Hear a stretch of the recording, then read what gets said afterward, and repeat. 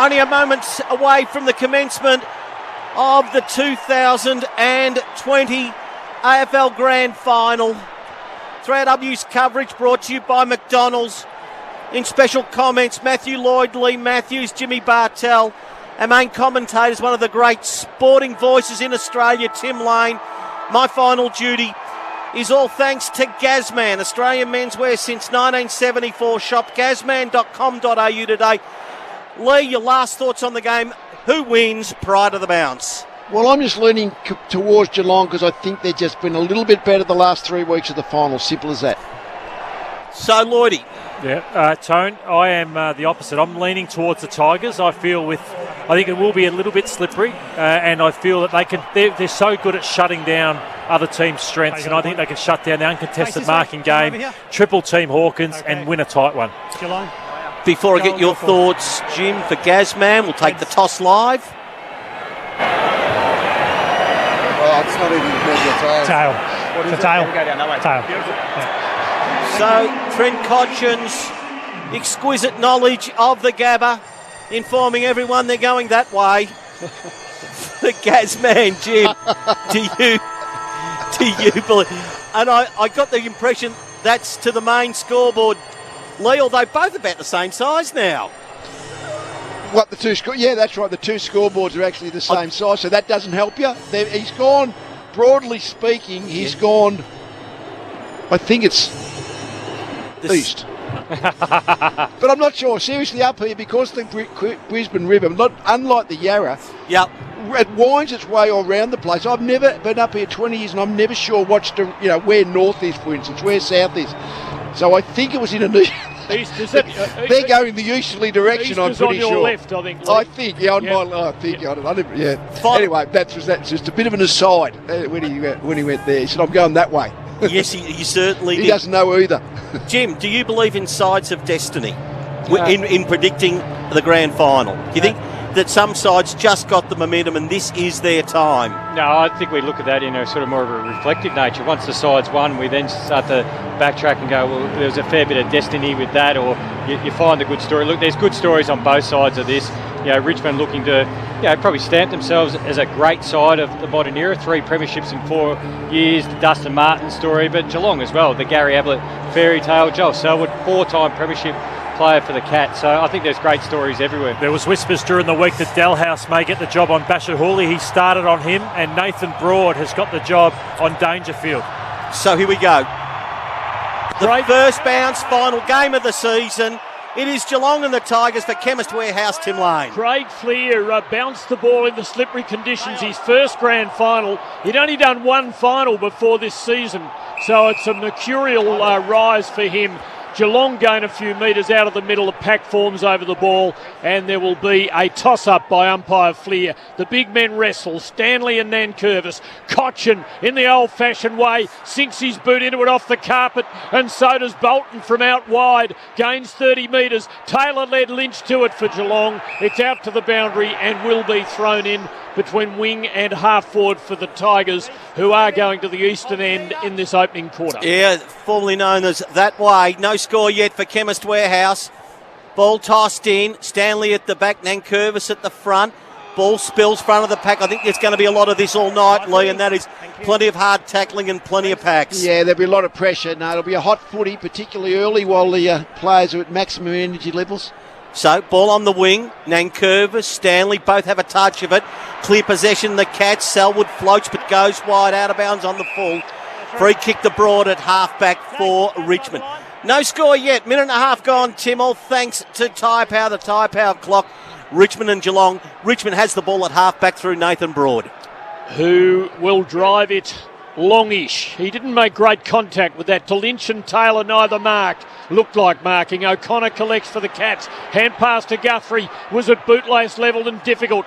Tigers knock it forward. It's socket further forward, but Stewart's in the way. Gets a quick kick out of immediate danger for Geelong. Dalhouse tackled, taken to ground. His kick went sideways. Kept alive for Richmond by Prestia. No, it wasn't. It'll be thrown in. Forward of the wing for the Tigers. in the first couple of minutes of the grand final. Thought the boundary umpire was operating on 7-second delay doing radio talk back then. He was a bit, but Colin Jasney's got the match up with Dustin Martin, and he's not going to be allow Martin just to move midfield forward. He'll just follow him. No score yet. Selwood off the deck. Chemist Warehouse scoreboard after 2.5 minutes.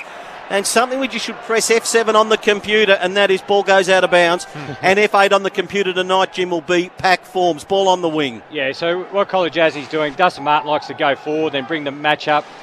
Colin Jasney will just stay with him. Nankervis, a hand onto it, was good to Edwards. Hand pass in front of Lambert. Waited for the nice little bounce and got it. Kicks into the 50 for the Tigers. Awkward bounce there for Castagna. Henry took possession for Geelong. Had to get rid of it. Blitzarves gets him out of it. Gives a hand pass to Henderson. Neat sidestep. He's very cool. Kicks out towards the wing. No one can mark. Falling ball covered by Floston. Hand pass out towards the boundary. Hooley lets it go over for a throw in just forward of the wing for Richmond. And so what it's doing with the matchups, Tom Stewart's almost a free behind the ball, and Nick Vlosten's the free for the Richmond defence. No score yet. Ball on the Stanley Street wing where both teams congregate. 3.5 minutes gone. Nankervis may be slapped, but nothing decisive at the moment. Selwood grab without it. Clean possession. Guthrie of Geelong. Ball goes to half forward. First promising look for the catch. Quick one off the deck that time. Bolter, unconvincing for mine. Still in the centre square forward of it. O'Connor shoved in the back. Play on the call. Richmond halfback Baker goes wide. McIntosh got the boot onto the ball. Didn't find the boundary line. Neutral territory.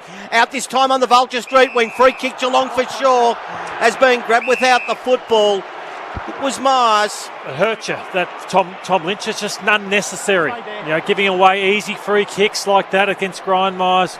It can be hard, but not reckless about it. 4 gone, no score yet. All thanks, Tim, to Chemist Warehouse. Short ball to Colin Jasney behind the centre, kicks to the centre circle. Henry up, couldn't mark. Down Blitzarves, couldn't get around a tackle, lost the footy. Picked up by Graham, hand pass to Pickett. Driving Richmond forward, but he's blazed away as he is inclined to do at times under pressure. Straight to Henderson, who wastes no time. Kicks long, clears the centre line, and then a bounce and a skid in towards half forward. Dangerfield knocks it back the other way, but to Ablett. He gave to Blitzarves, gang tackled. Ball held in, there will be a ball up. Floston's down, and Ablett's down. They've collided, and both of them are in trouble. A head clash, Floston with Dangerfield, or a bit of arm up, bit of protective arm. He punched the ball on, Tim, and actually when he punched the ball on, Bloston's run into the kind of the elbow fist that was punching the ball on. So it's interesting altercation, that one. I think that's accidental, I would think, first look. And just on Ablett, so he's been tackled by Cochin. He's landed with his forearm to protect himself. He looks in big trouble. He was holding his collarbone, shoulder and forearm. Looks like a broken forearm. Sorry, Lloyd, exact same way you hurt his shoulder when McCaffer tackled him, where the whole entire body weight goes on the forearm with that arm just sitting out there by itself. He's done. Yeah. He's done for the day. 5 minutes into the grand final, his last game. This is a sad moment. And for Nick Vlosten, it looks as though it could be over too. He's out. He's unconscious. They've brought out a stretcher. Well, he's had a shocking week. Of course, he's had that fire. Let's have another look for Yarra Valley and Croydon Toyota. Lordy, take us through the first action, Dangerfield and Floston. He was looking to knock the ball out, and his elbow was still out after knocking it, and Floston's run into it. So, and then the Ablett one, he was tackled. As Jimmy's spot on, it was how he did his shoulder against the Gold Coast Suns. He was protecting himself, and he's done his shoulder pretty much again. So I think Vlosten's a bigger loss, to be honest. I think he's a huge... I know they're both big, but Vlosten behind the ball is critical. Yeah, because he was set up as that, that spare sweeping type. He plays the role that Tom Stewart plays for Geelong.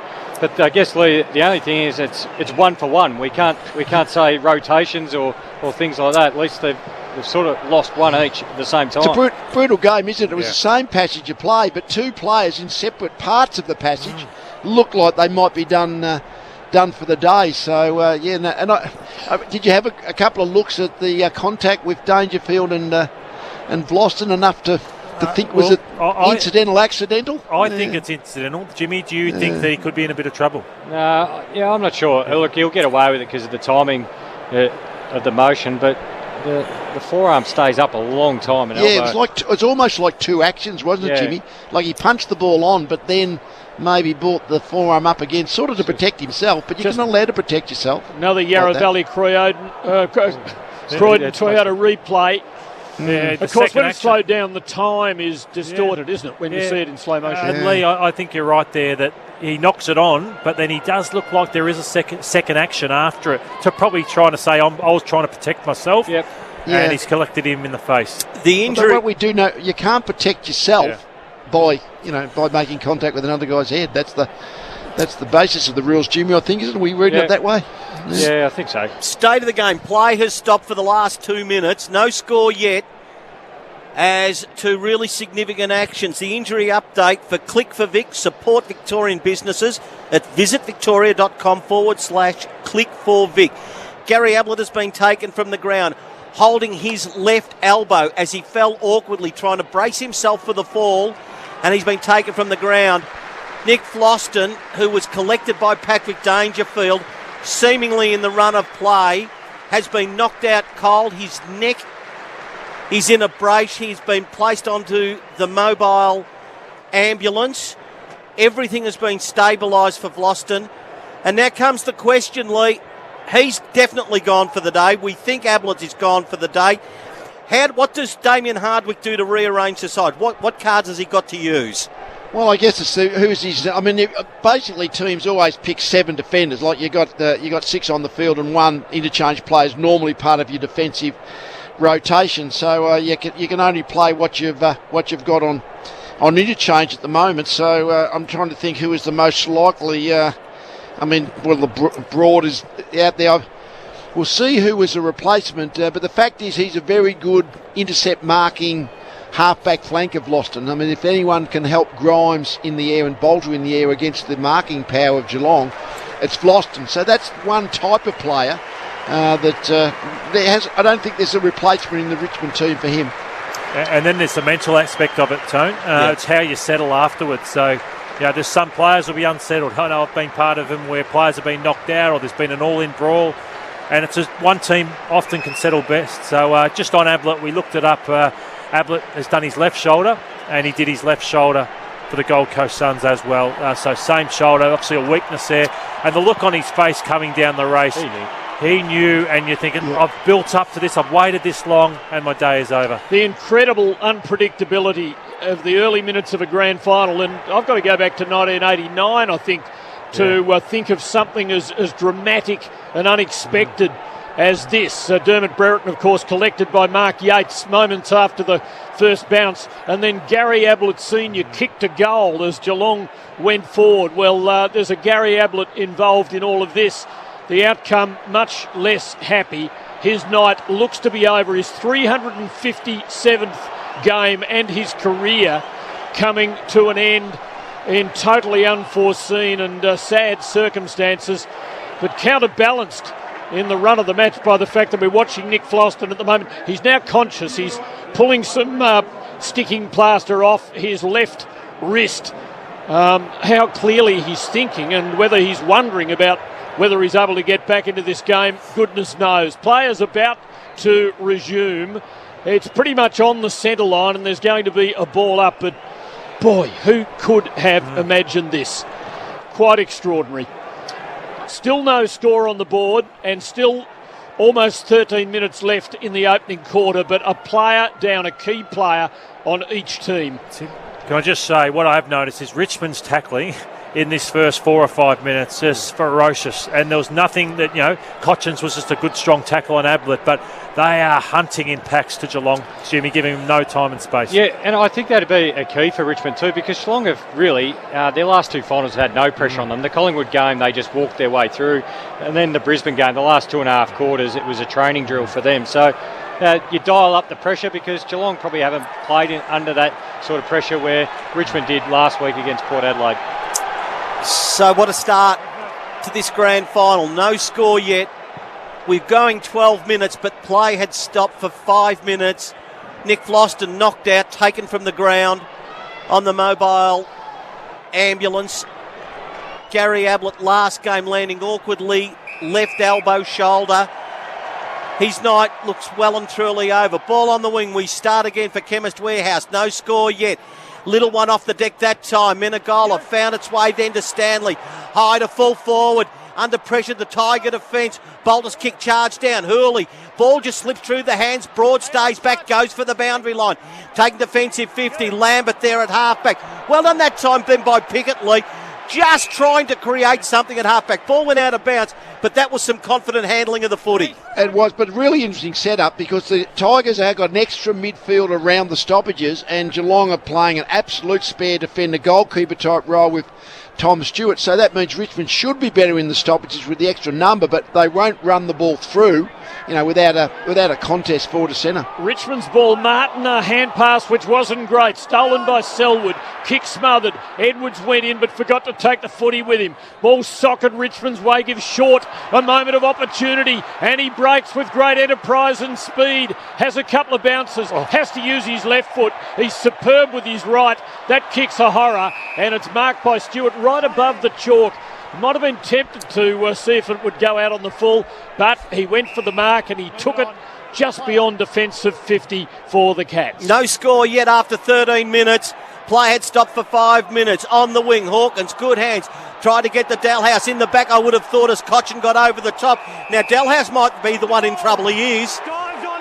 And it's a free kick to Geelong, Jim. To Richmond, I should say.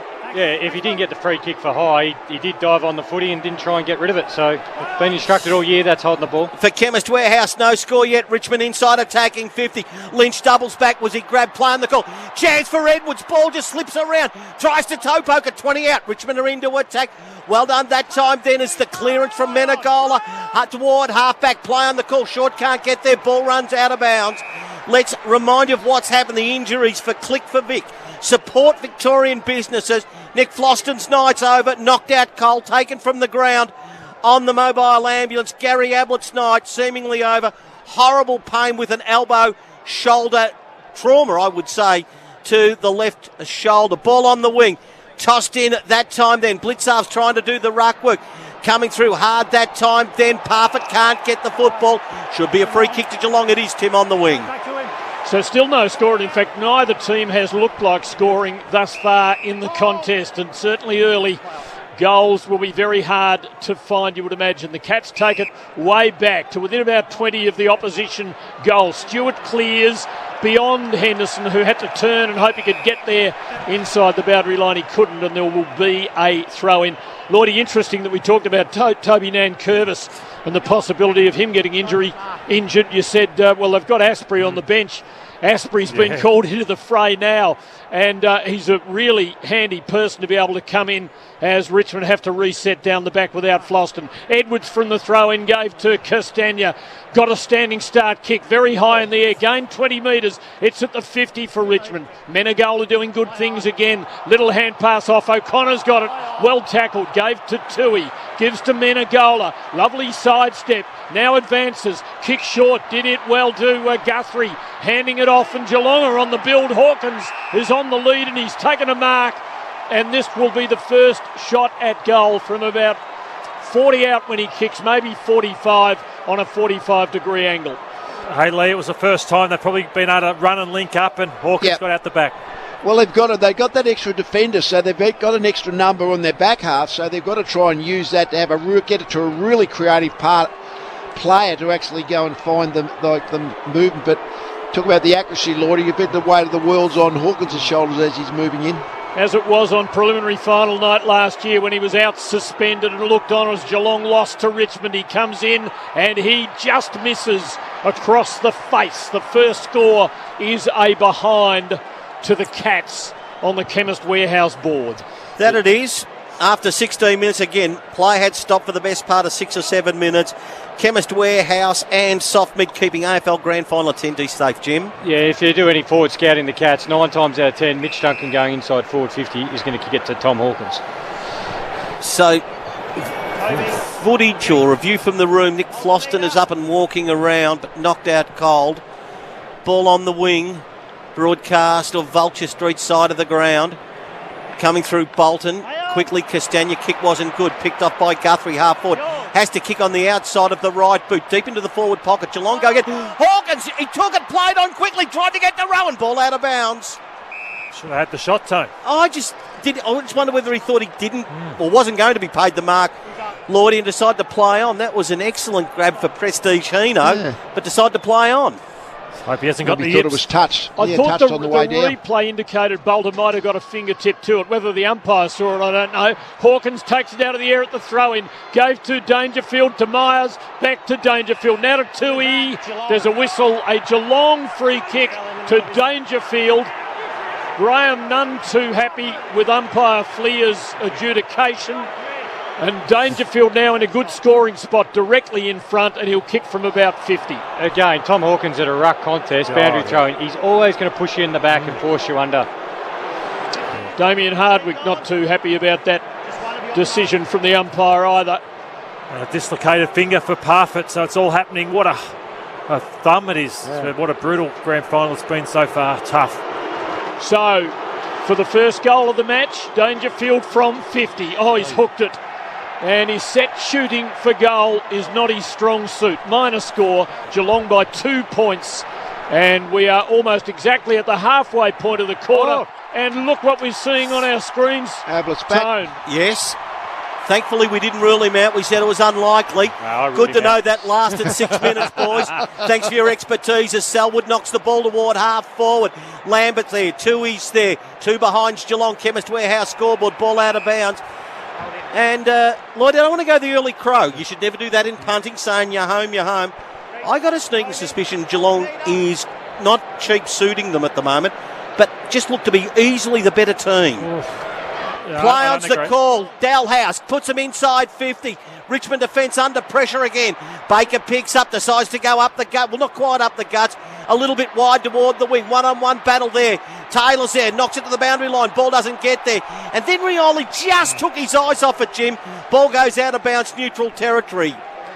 Yeah, Harry Taylor, he's almost trying to play the role he played on Nick Rewalt all those years ago. He's not going to worry about marking it or touching it. He's just going to knock it away every single time from Tom Lynch. And Sorry, Tony, he's really sore, Ablett, but rotations-wise critical that he can at least place the minutes for the Cats. So 20 gone, tie power, clock, 2 behind the Cats as they clear from the stoppage. Yeah, Simpson gave to Menegola, whose kick was hurried and it fell into enemy hands. Short again has to use the left foot and doesn't use it well.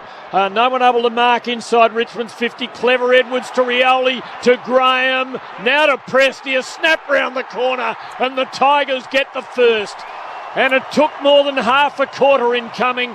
It took a lot of grim defence, a couple of wayward kicks in front of goal from the Cats, and Richmond lead 1 goal to Geelong, 2 behinds for Chemist Warehouse. Here's Jimmy Bartell. Well, check your sweep tickets. Who had Dion Prestia as first goal kicker? I don't think we would have probably picked him if we were selecting him, so you probably would have got him in a sweep if you won that one. But what was really impressive about that was Bolton's effort to get back and make a contest, and he didn't give away the free kick, which you thought when he was going front on, but leapt really high and was able to turn and face the footy, create a spoil.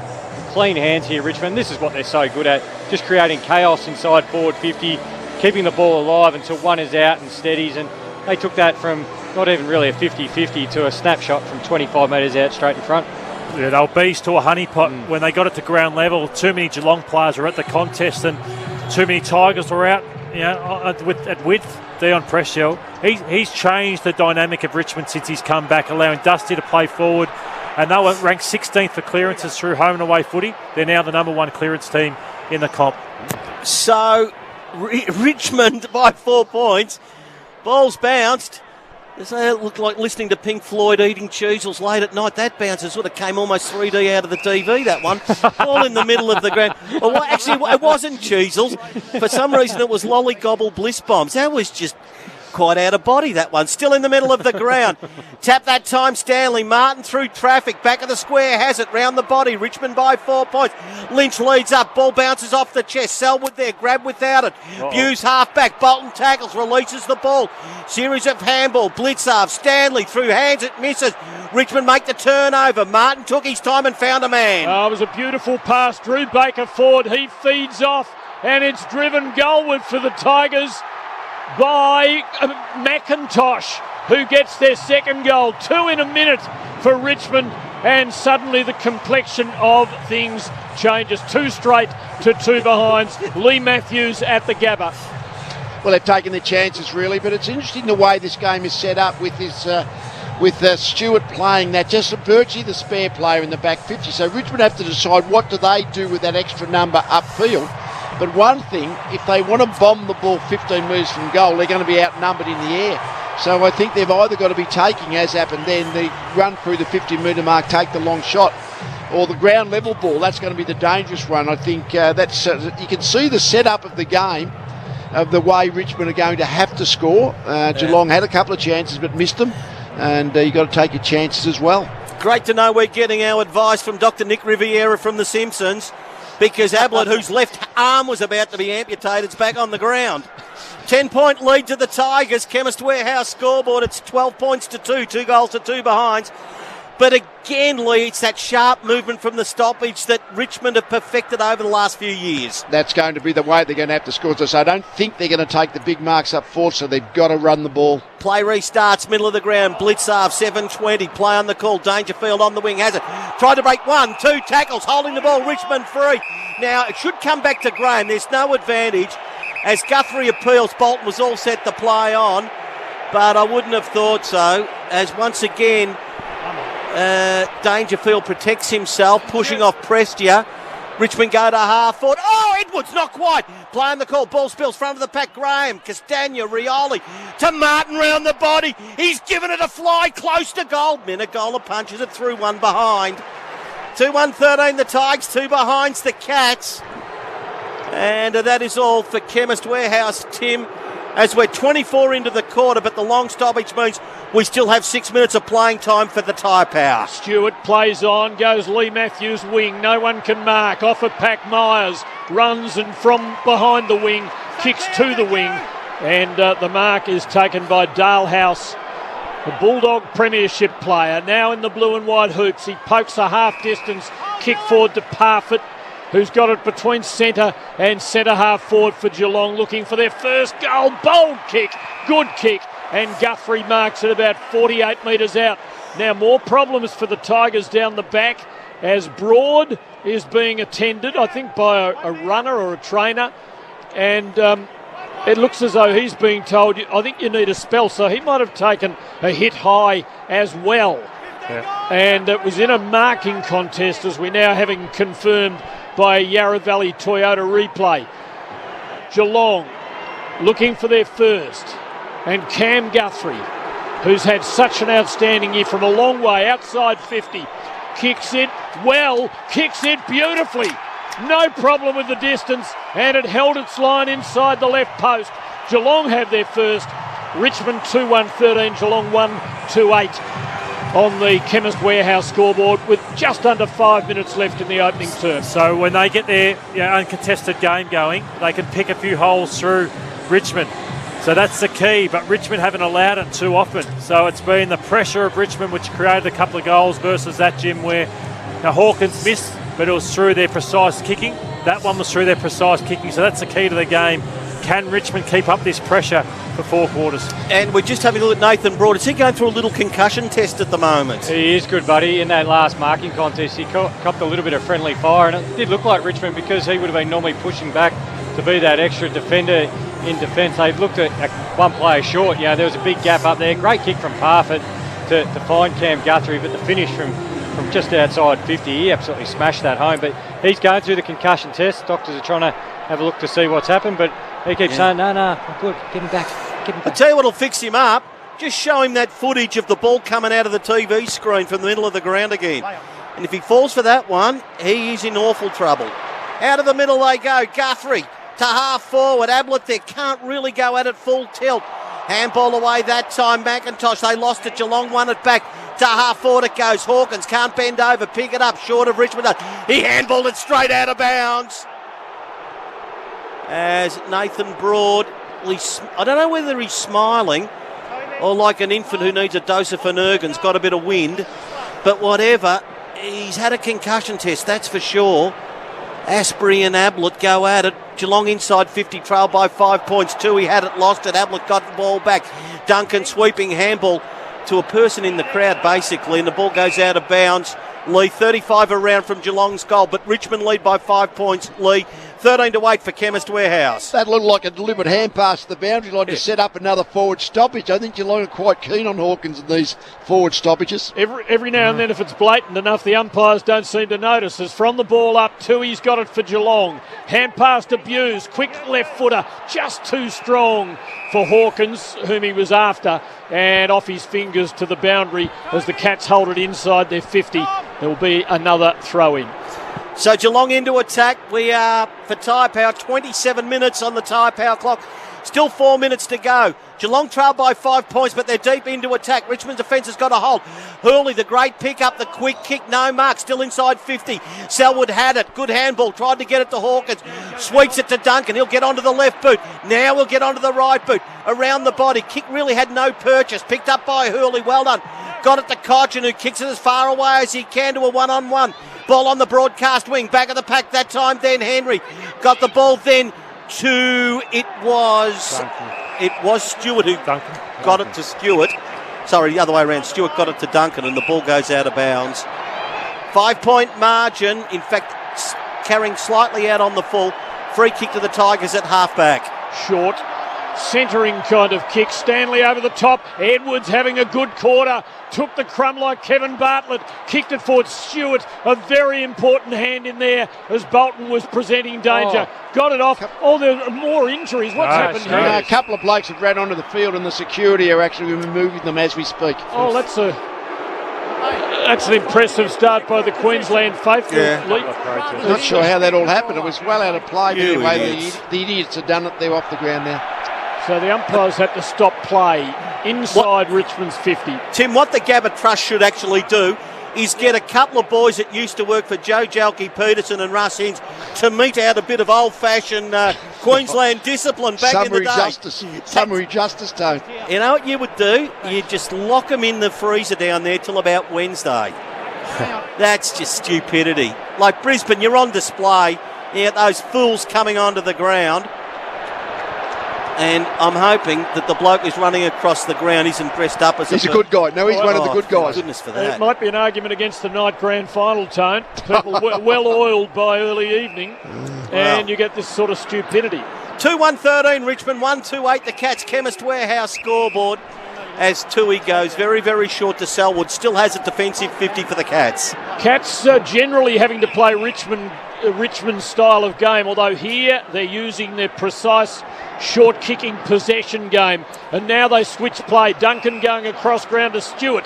He goes very wide, but it's okay to Henry. Clear of the defensive 50. Kicks low up the wing. Doesn't hit Tui cleanly, and the Irishman can't keep it in play. There'll be a throw in just forward of the wing for the Cats in front of the dugouts. Yeah, they've done that twice, but just missed the kicks. They went out once to Henderson. They were able to get Richmond really sort of high in defence and tried to go around them, as we see Broad back on the field looking okay. Comes back onto the field. Fresh air shot on the wing that time by Koch and toe poke Edwards. Richmond by 5 points have it wing half forward. Henry back there. Didn't quite take it, nor Henderson. But they kept the feet without falling over. I thought Taylor was a certainty to go out. Ball somehow has now gone out. And a bit like, Jim, when you drop a catch in cricket, the ball follows you around. That boundary umpire, he has been called in to adjudicate on some very tough ones. Yeah, didn't drop a catch, Tom. Sorry. Richmond by 5 points late in the quarter. But it's Geelong winning the stoppage. They go toward half forward. Hurley, who's almost come up to the middle of the ground, wins it. Little handball backwards. Richmond control at halfback. Bolter wide to McIntosh. On the scoreboard with an early goal. Just his 6th of the season. And Dion Prestia kicked the other one. Only his 3rd. So a bonus for Richmond, who keep it wide on the Vulture Street side of the ground. Broad back in play. Short to Baker, who takes the mark behind the wing. And the diminutive Baker drives it into the 50, where Geelong have the numbers. Well done, Stewart. Done a couple of very good defensive things, and he does a couple of them here before bombing it clear, but not really well placed. It'll be collected by Asprey, who gets a hand pass away from Hawkins to Revolt, having a run up the ground at the moment, but his kick's horrible. And it's straight to Tom Stewart, who might be the early leader in the Norm Smith medal voting. Richmond 2-1 lead, Geelong 1-2. So late in the quarter, minute 18 remains. Richmond by 5 points. As Geelong has it, be sort of wing half back. Myers to the middle of the ground, dangerous, effective. Stanley's got it. Richmond now stretched. They can swing it round, try and find Menegola. Ball goes up, off hands. Ablett a chance, kicks it off the deck inside 50. Hooley toe pokes as well. Lux a fortune, ended up with Cochin to the middle of the ground. They go. Stanley's had a pretty tidy quarter. Takes the grab in the middle of the ground. Geelong can go forward. It's a high-pressure, high-quality contest. The Cats advance again into the 50. Two of them can raffle it, and Duncan, as Buse obligingly let it go, Duncan takes the mark. Well within range, but on a tight angle out in the Jason Ackermanis pocket at the Gabba. Well, he's not that close to the boundary line. He's about 40 out. And he's kicking from an angle tighter than 45 degrees, but enough daylight there that the ball won't get stuck between the posts. If he kicks it straight, it comes in, and he kicks it straight and beautifully, and he puts the Cats in front. 2-2 to Richmond, 2-1 in the dying seconds of the quarter. A goal of the day thanks to Dan Murphy on 3AW's grand final football. It's amazing. They're breaking down, going inside forward 50, Richmond. They're just bombing the ball to the extra numbers behind the ball for Geelong. Now, they've had 11 inside 50s written for Husqvarna to Geelong's 8. But Geelong are so much more efficient when they go inside 50 to find a free player. Richmond are just kicking it to numbers, so they can't just blaze away, Jim, because it's really hurting them. Yeah, putting Duncan inside is a big weapon inside the contest for the Cats, because Richmond's midfielders, they like to attack themselves. They use players on the outside to pick them up. But what Mitch Duncan does, he works his way from the inside of the contest really hard to the outside, and he's had the 8 touches already in the first quarter, but he's probably got most of them not from the initial play, but when the play's gone away from a stoppage or a clearance situation, he's the next one to get onto it because he's such a powerful runner. So it's like he gets Cochin or one of the inside mids and then gets hard forward early. So Mitch Duncan having an excellent start. We're at the 34-minute mark of the first quarter. We'll go through the injuries, but Nick Foster's night absolutely over. Back in the middle, 5 seconds to negotiate. Ball goes to Martin. That'll take us to quarter time. Excellent game. 2-2-14. Geelong by a point at quarter time over Richmond. 2-1-13. Duncan and Guthrie for the Cats. Prestia and also McIntosh. McIntosh, I should say, for the Tigers. First quarter brought to you by Chemist Warehouse. Great to have them on board this year. Thank you for your support. Chemist Warehouse and SoftMed keeping AFL Grand Final attendees safe. So it was a quarter and a long quarter. Arguably, it was 35 minutes, one of the longest of the season due to the injury sustained to Nick Floston being knocked out. Ablett looked gone. He has returned. And Nathan Broad copped a high one, friendly fire late in the quarter. But all summed up, it is Geelong 2-2-14 to Richmond 2-1-13. Right across Australia, all thanks to McDonald's. Get free small fries and Coke with Macca's new McSpicy or Palmy Burger. You are listening to 3AW Football. And the Cats are in front, 2-2-14 to 2-1-13. 3AW Football, all thanks to McDonald's. Grand final night, not without incident in the first quarter. Went nearly 35 minutes. Injury update, all thanks to Click for Vic. Support Victorian businesses at visitvictoria.com/Click for Vic. Nick Floston's night over in a clash with Patrick Dangerfield. Was knocked out, taken from the ground. Play held up for 5.5 minutes. Gary Ablett's shoulder all looked to be in awful trouble, but he's returned to the ground. And Nathan Broad had to take some time out. Little concussion test. He is back. Geelong by a point for Husqvarna. Some stats, please, Lloydie, before I go to Lee. Yeah, the key winners. Shane Edwards had a brilliant first quarter, 7 disposals. Cochin 7. Dusty Martins had 5 down the bottom, and Tom Lynch yet to touch the footy. And for the Cats, Duncan had a huge quarter, 8 disposals. Tom Stewart just finds the footy, 8. Joel Selwood 7. Where the Tigers are on top is inside 50s, 12-8. The Cats' clearances 13-9 their way, Tone. Lee?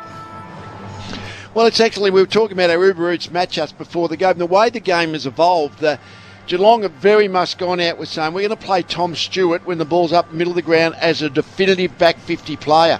Now, Richmond have made the choice. What do we do here? Do we have an extra at the stoppage? So, at the moment, David Asprey is playing a similar role for Richmond. So whenever a spare man in defence is set up, you say to yourself, is our spare man going to be more valuable than your spare man? And right at the moment, I reckon Stewart is looking more valuable in that function than Asprey is for Richmond. So even though they're getting more inside 50 entries, Richmond, they're kind of rebounding back because they haven't taken an inside 50 mark because Stewart is that extra tall player back there. So I just think the game has been more in Geelong's favour. It's only 1 point on the scoreboard, we know that. But I think at the setup of the game in the early stages, whatever Geelong have pre-planned is just working quite well. Yeah, it's going probably all on their terms at the moment. They even won the grand final sprint there at quarter time with young Clark taking out the honours there. But yeah, Cam Guthrie, for me, Lloydie, was absolutely super as well for the Cats. 7 touches, 5 clearances and a goal. And I just think they've got the game on their pace and on their tempo. So when they've wanted to go slow, they've tried to go around Richmond's defence and probably would have got it out if it wasn't a skill error twice. And I think they've got the setup. And Lee, you touched on it. They're happy to play deep in defence and just keep everyone in front of them, where Richmond at the moment, they're just scrambling a little bit. Maybe they just need to build the ball up a little bit before they go quicker. Just on the injury front, so we've got obviously Nick Voston out of the game. He's sitting down on the dug. He looks quite well now, but he's in obviously his polo top. He's finished for the game, but looks happy. He's talking to players. We've got Ablett, who's playing pretty much with one arm. He hurt his shoulder, but he cannot even really. He's grimacing every time he goes near it. And Brandon Parfitt is on the bench, highlighted in blue, with a thumb injury. So there's another big question mark on another Cat there. Let's start the second quarter for First National Real Estate. Geelong starts at a point in front. Martin working his way into it in the last 7 or 8 minutes of that first quarter. Gets a soccer kick forward and wide. Well covered by Henry for the Cats. And the ball eventually is over the line for a throw-in up towards half forward for the Tigers, who kicked the first 2 goals of the match. But they've been countered by Geelong, and the Cats lead by a point. And the moral ascendancy with them at the moment, picked up by Blitzarves from the throw-in.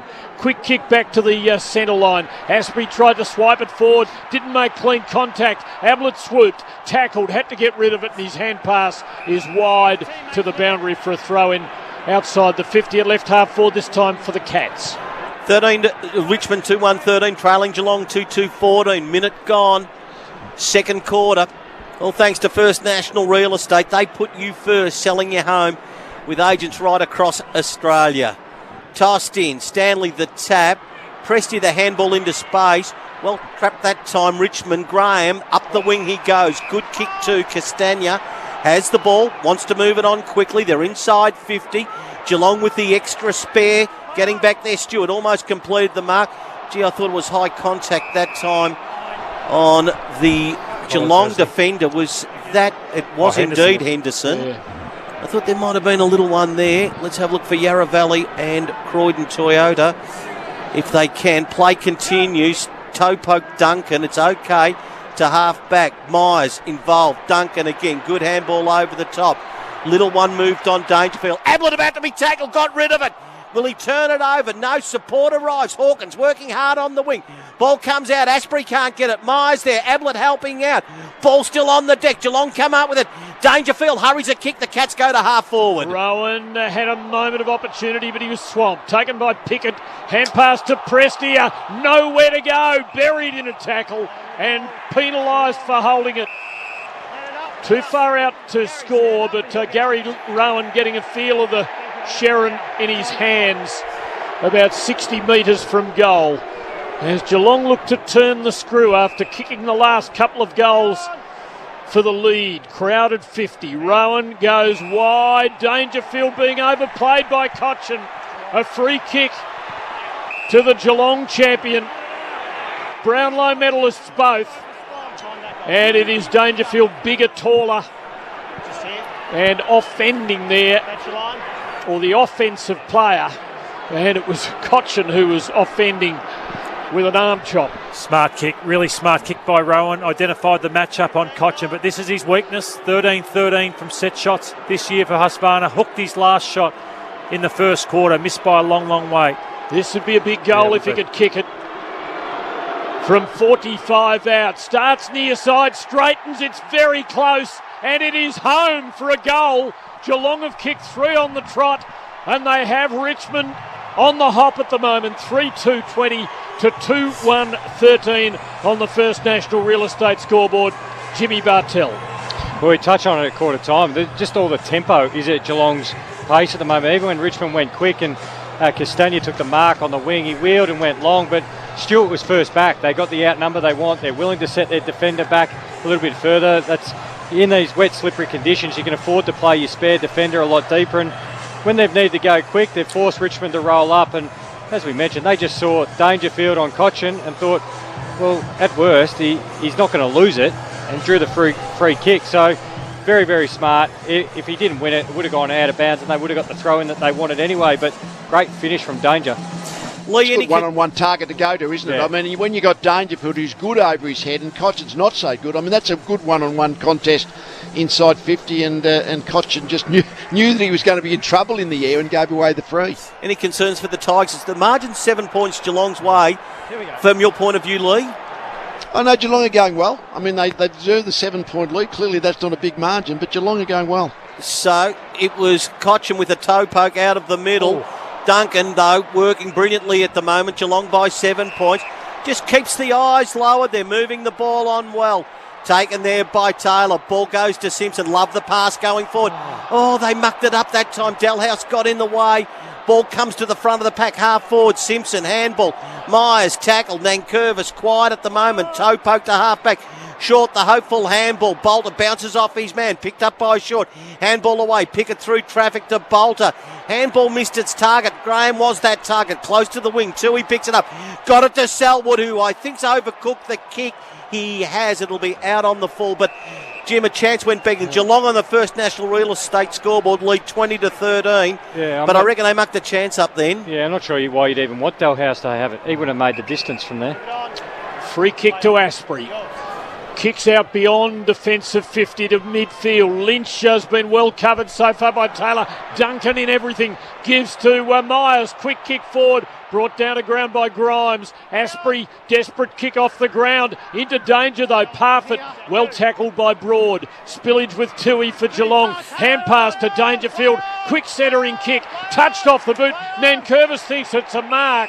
He's wrapped up and there'll have to be a ball up. 20 metres out from Geelong's goal. Even with that last kick out of their back 50, Richmond, Geelong already had Blitzarves and Henry set up a good 25-30 metres off the ball. So Nankervis tries to get a clearance. Eventually the Tigers do to Ward, halfback. Picked up by Lynch. Handball to Edwards. They trail by 7 points. Richmond needs someone in the middle. Bolton goes there, the bigger man. He's Blitzarves. Bolton, Blitzarves, this way, that way. Bolton stayed with him, though. Got a little handball running through McIntosh. Didn't take it cleanly. Toe poke toward half forward. Richmond have got some numbers now. McIntosh, the handball into space. Prestia tries to shovel it to Martin. Tried to break a tackle. Did so. Handball closer to centre half back. Edwards from 55. Long going across the face of goal. Lynch a chance. Ball goes through. Now, did he push it into the behind post? As I think they may well have done that. Result of which is a boundary throw-in against the point post. Richmond deep into attack for First National Real Estate. Geelong by 7 points, 20-13. The Tigers with a good chance here. Richmond needing a goal. Throw in. It's Prestia rushing the ball. Couldn't take it. Blitzarves does for Geelong and covers good territory with his left boot. That's perfect. It just kept bouncing away towards the boundary line. And there's nothing the umpire could do to punish him for that. There'll be a throw-in between wing and half forward for the Tigers, who are 7 points down and haven't scored for quite some time, while Geelong have kicked 3 goals. Stanley may be on the wing. He certainly gets a decisive slap away that time. Dangerfield pushed into the path of Duncan. Ball out of bounds. On the Stanley Street wing, neutral territory. Geelong 3-2-20 over Richmond 2-1-13. We're 8 minutes second quarter. Tie power clock. But Geelong seemingly with all the answers at the moment, even though it's a tight game. Nankervis coming through Graham into the path that time of Prestia towards Lambert. Ball on the wing, one back by Geelong. Kolajasny hurries a kick toward half forward. Pushed off the ball that time short. Chance for Dalhouse. Can he get there? Good effort. Asprey stopped him. Dalhouse got it to Hawkins. Handball to Parfitt. Thought he was grabbed high first originally, that time by Baker. Richmond win it back at halfback. Baker's kick to the wing. Geelong beautifully set up yet again, Matthew. And the mark's taken by Duncan on the wing. Oh, well set up. You're spot on. They're under siege here. 6-2 inside 50s the Cats' way in this second quarter. Duncan goes wide to the 50 and Parfitt nearly marked it.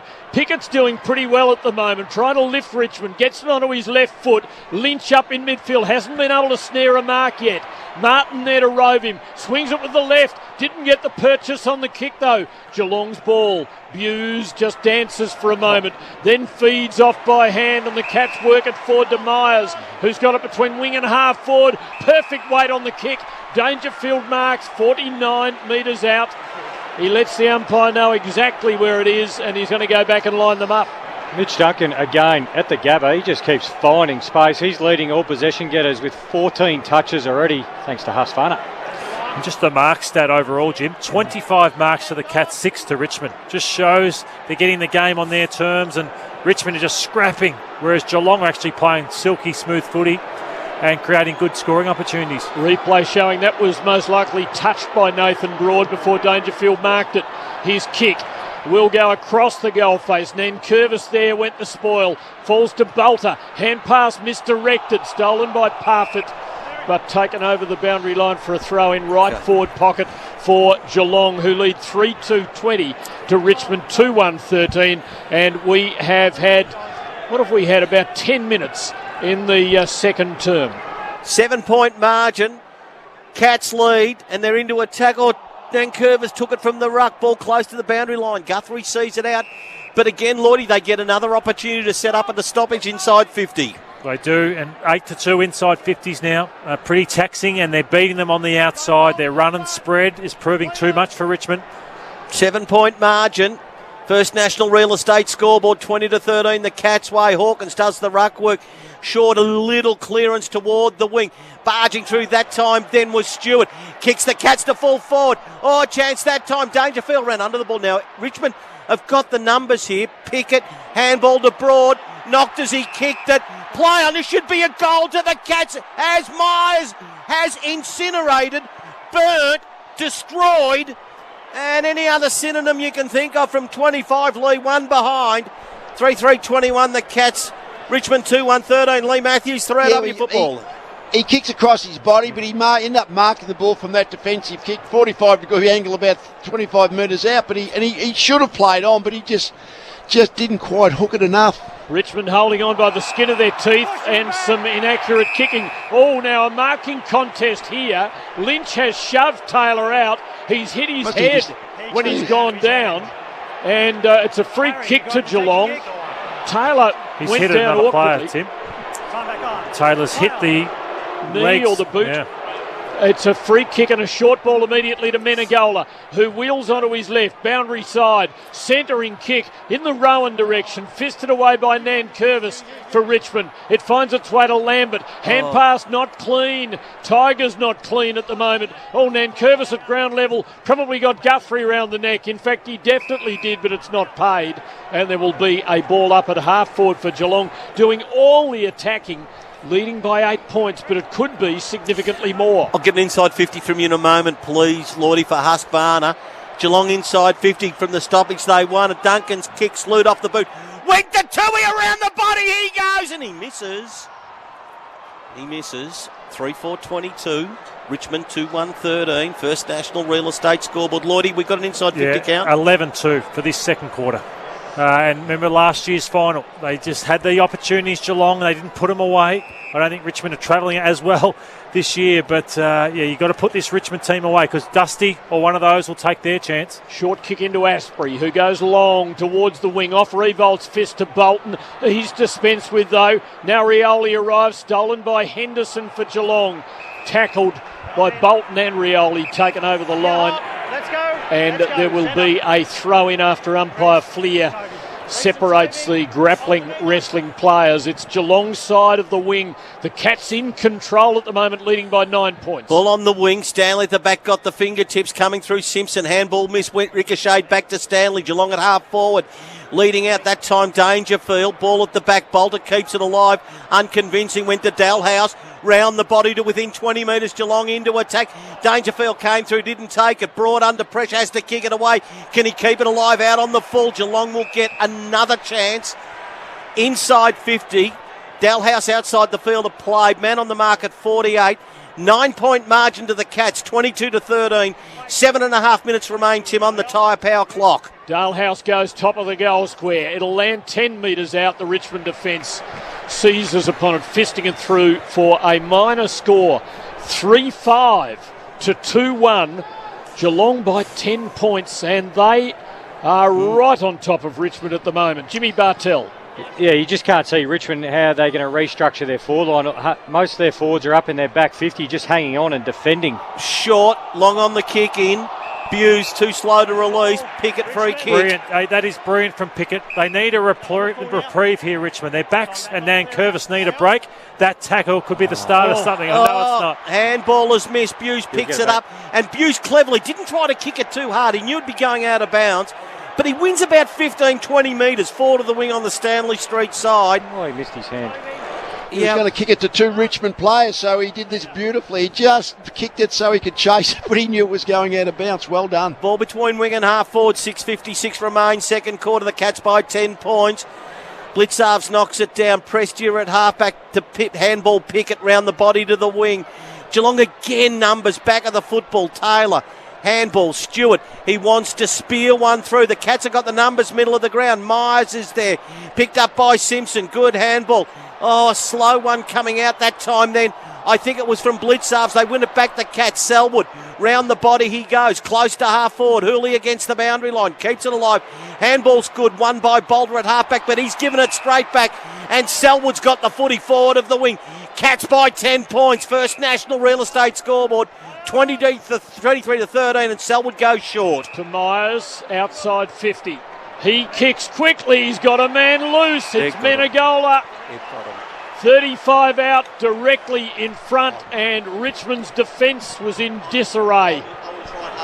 The Tigers in more trouble than they've been, I reckon, and more disarray than in any game other than that preliminary final against Collingwood in 2018. Go for the EEs, Tim. The early explorers. Speed Gordon, I think Merv Williams used to say. Thank you. Whoever he was, Menegola's kick is perfect. He's kicked the goal, and Geelong kind of needed that because they've spent a lot of time up there without kicking one. They lead by 16 points, and right now they're killing Richmond 4-5-29 to 2-1-13 on the First National Real Estate scoreboard. Yeah, absolutely camped in their back line at the moment. Richmond, they got no run and carry. They can't find a release mark or even a stoppage at the moment. They just whack it forward, and this is the worrying thing for me, Lloydie. They're trying to get it forward to a contest. Cats have got the outnumber, but then once they're turning it over, the Cats are spreading so much harder off the turnover. So Richmond aren't even getting up and setting up the counter-attack from Geelong to defend that. So they're getting a quick exit from out of their back 50, Richmond, but then they're not getting up and defending in case they lose it again.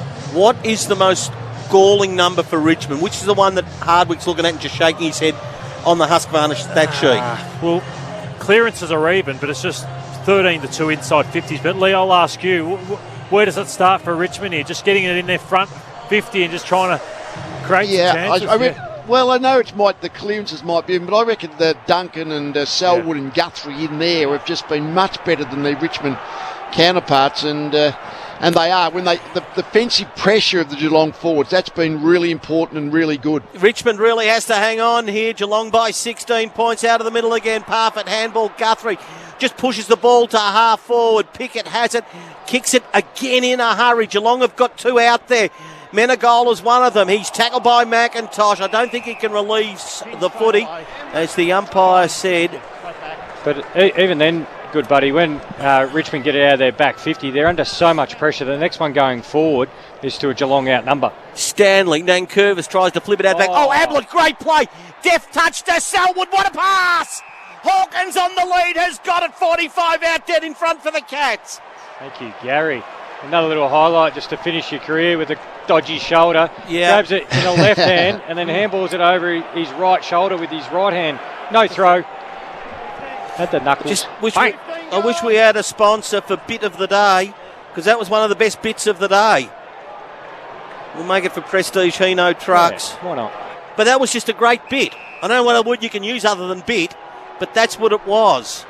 16 is the lead for the Cats before the Hawkins kick. 45-degree angle, 45 out. Looks good. Will it hold its line? It got there. 22 the margin in favour of the Cats. And they're killing Richmond at the moment. 5-5-35 Geelong, 2-1-13. Be calmed on that score is Richmond for First National Real Estate. 4 minutes remains in the second quarter. Here is the great Lee Matthews on 3RW Football. Well, simple principle. You can't score out of your back half, basically. I mean, the ball has been camped in Geelong's forward 2/3. Richmond haven't had a look at it in their deep in their forward 50. And all of a sudden, the last 5 minutes, Geelong have got the 3 goals just to get them a couple more to get them clear. They've basically been having a lot of forward position, but not a whole lot of shots at goal. That Ablett, that was a beautiful deft touch to Selwood. But this has almost been the Selwood vintage Selwood. I thought he's been Selwood in his prime. I don't know whether he's been that good most of this year, but he's been injured a lot. But gee, I reckon he's been superb tonight.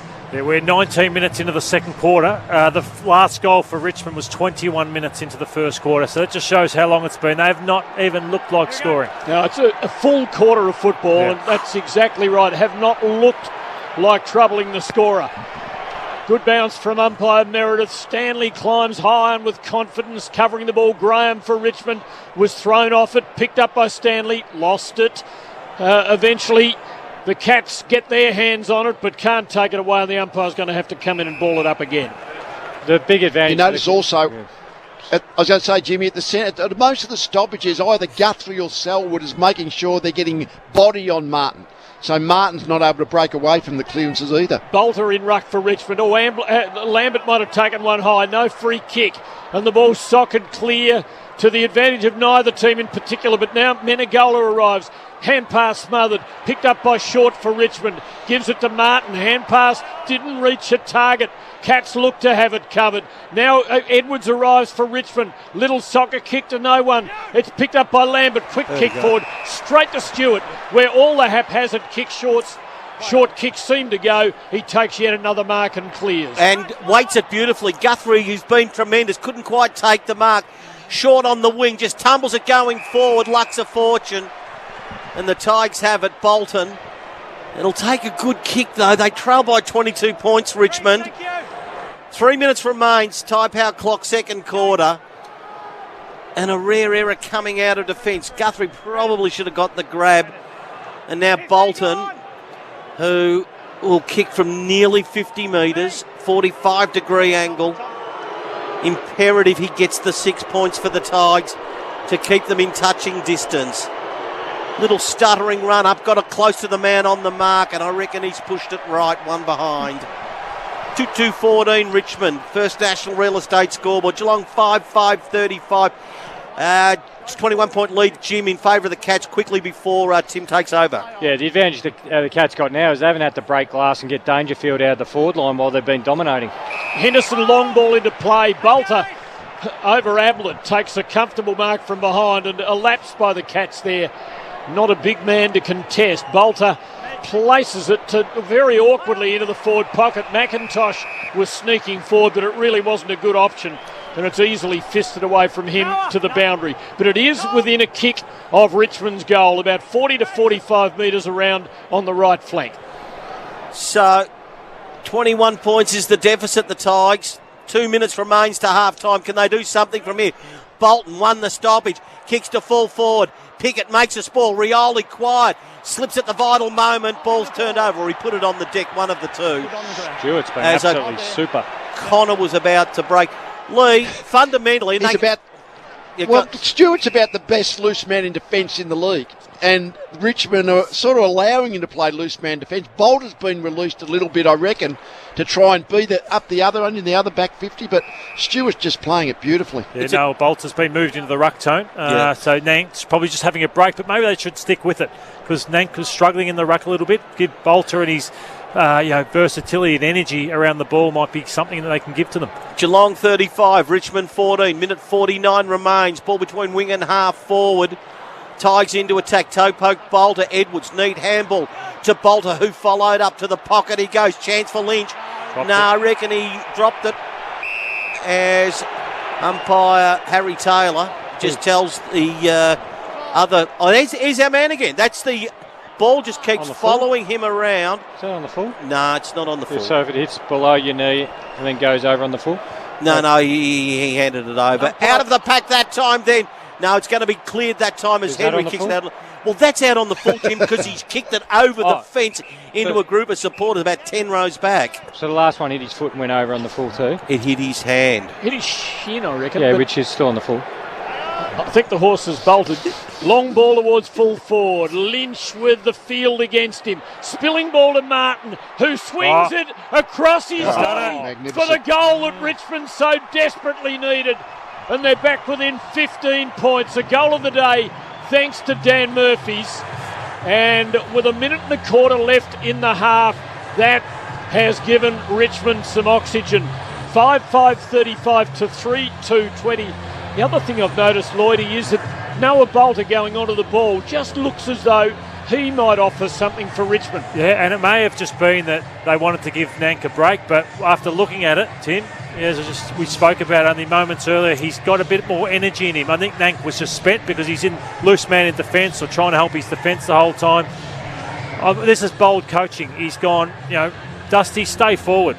Lambert forward. So they've got all their big guns forward. It's Revolt and Lynch. Now it's just on the midfield to try and get it in there again, Jim, and see if they can scrounge another one. And Hardwick could go in and go, we can't play much worse. And we're only 9 points down, so it's a big minute left in this half. Yeah, Colin Jasny couldn't have done too much more there, and sometimes just pure talent wins out, and that was Dusty, just pure brilliance. Yep, a goal worthy of a grand final for sure. They trail by 15 points, Richmond, minute to half time. Little toe poke that time, Edwards goes toward the wing, McIntosh. Goes hard, ball bounce favours him, bounced up nicely, kicks Richmond to the forward pocket. Ball goes out of bounds, Taylor knocks it out of bounds. But at least now, Jim, Richmond can set up with a minute to go. Stoppage taking place 35 around from their goal. Harry Taylor's just so good at that, just knocking your arms at the right time, shifting your body underneath the footy. You never feel stable in a marking contest with him. What a bonus if Richmond could kick one here and go in 9 points down. Stanley and Lynch. Lynch shunted him from behind. Stanley down to Blitzharv's tackle, gone. He was indecisive. He just did not know where to go. And it is a free kick to Martin. And the dual Norm Smith medalist might kick the two most important goals of his career here as he's lining them up from within range in the right forward pocket. He got a little bit of knuckle onto that ball, I reckon, to knock it out of Blitzharv's grasp, and the umpires are totally unsympathetic when that happens. Martin lining them up. He's going to try and bend it back. Oh, he's miscued it. A horror. Lands 25 out in front of goal. No one can mark. Taken by Tui. Gave to Stewart. Sweeps it clear by hand. Out near the boundary line, and inevitably it's over for a throw in and clear of immediate danger. A kick and a half from Richmond's goal front. So 11 seconds remains to half time. It's been Geelong's half. And maybe when the boys reflect on the first half, the 15 points doesn't really show how good Geelong has been. 7 seconds remain. Out of the pack, Cochin inside 50. Lambert's got to grab it, break a tackle. Handball goes to Edwards. Chance for Pressia. No, just too much on the handball. And the ball just bounces harmlessly, only 15 out from Richmond's goal. But Geelong, easily the better in the first half, has a 15-point margin at half-time. 5-5-35 to 3-2-20. All singles, Duncan, Hawkins, Menegola, Guthrie, Dangerfield, and Prestia, McIntosh, and a brilliant goal by Martin, as Tim Lane so eloquently putting it, giving Richmond some oxygen as we close in on half-time, and the half-time wrap coming up for Sheen Panel Service. Three great football brains, Lee Matthews, Jimmy Bartell and Matthew Lloyd, will sum up the first half of football. But at half-time here, Geelong heading for the 10th flag, 5-5-35 by 15 points. Tough going, the conditions, by 15 points over Richmond, 3-2-20, right across Australia. All thanks to McDonald's. You were listening to 3AW Football. 3AW Football, all thanks to McDonald's. Half-time all but done. 5-5-35 Geelong, 3-2-20 Richmond. And we were speaking about goals of the day, and as Tim Lane correctly pointed out, the Dustin Martin snap, all thanks, one of the goals of the day, thanks to Dan Murphy's, was equal, if not better, than Duncan's very cool tight angle shot. So it's a 15-point game. Just to let everyone know that tomorrow night there'll be no going around the grounds for Home Safe Wealth release, because the Melbourne Storm, you will hear it here on 3AW, up against Penrith in what looms as Cameron Smith's final game, game 430, I think it is, for the Storm. That is tomorrow night. That is 24 hours away. Well under Shepherd at half-time. Great entertainment. We'll mother pre-game along with the DMAs. 15 points is the margin. We're only a few minutes away from the recommencement. Lee, what's going through your mind at the moment about how Richmond gets back into the game? Well, the question is, Geelong have been the better team, but there's still a similar amount of inside 50s. If I was Richmond, how can we generate a few marks in our inside 50 to get shots at goal? The Martin had one that was a free kick, but they just don't look like generating chances from their flow forward. That's the thing that Stewart is preventing. The upfield pressure is good, so they've got to work out. That's the main thing Damien Harwood would be thinking. How can we generate a few inside 50 marks to give us shots at goal? Clearly it always starts around the middle to actually get the ball into that part of the ground, but they haven't been going inside 50 with any efficiency at all. Just looking at the interchange benches, Noah Bolter is starting on the bench, so I just wonder he's going to try something different here, because you think Bolter would just be on Tom Hawkins, but you think he's going to be relieving maybe Nankervis and playing a different role potentially in this second half. Jim? Yeah, it's up to Richmond just winning the ball around the contest a bit more. Like I said, they've got to have a bit of trust in their back line. They can't all just keep coming back and helping out to goal keep, because Geelong will play that slow territory game really well. Asprey has got the job on Tommy Hawkins. So let's start the third quarter, Tim. All thanks to Robot Building Supplies, as Dangerfield goes very, very deep to full forward. Right in the goal square.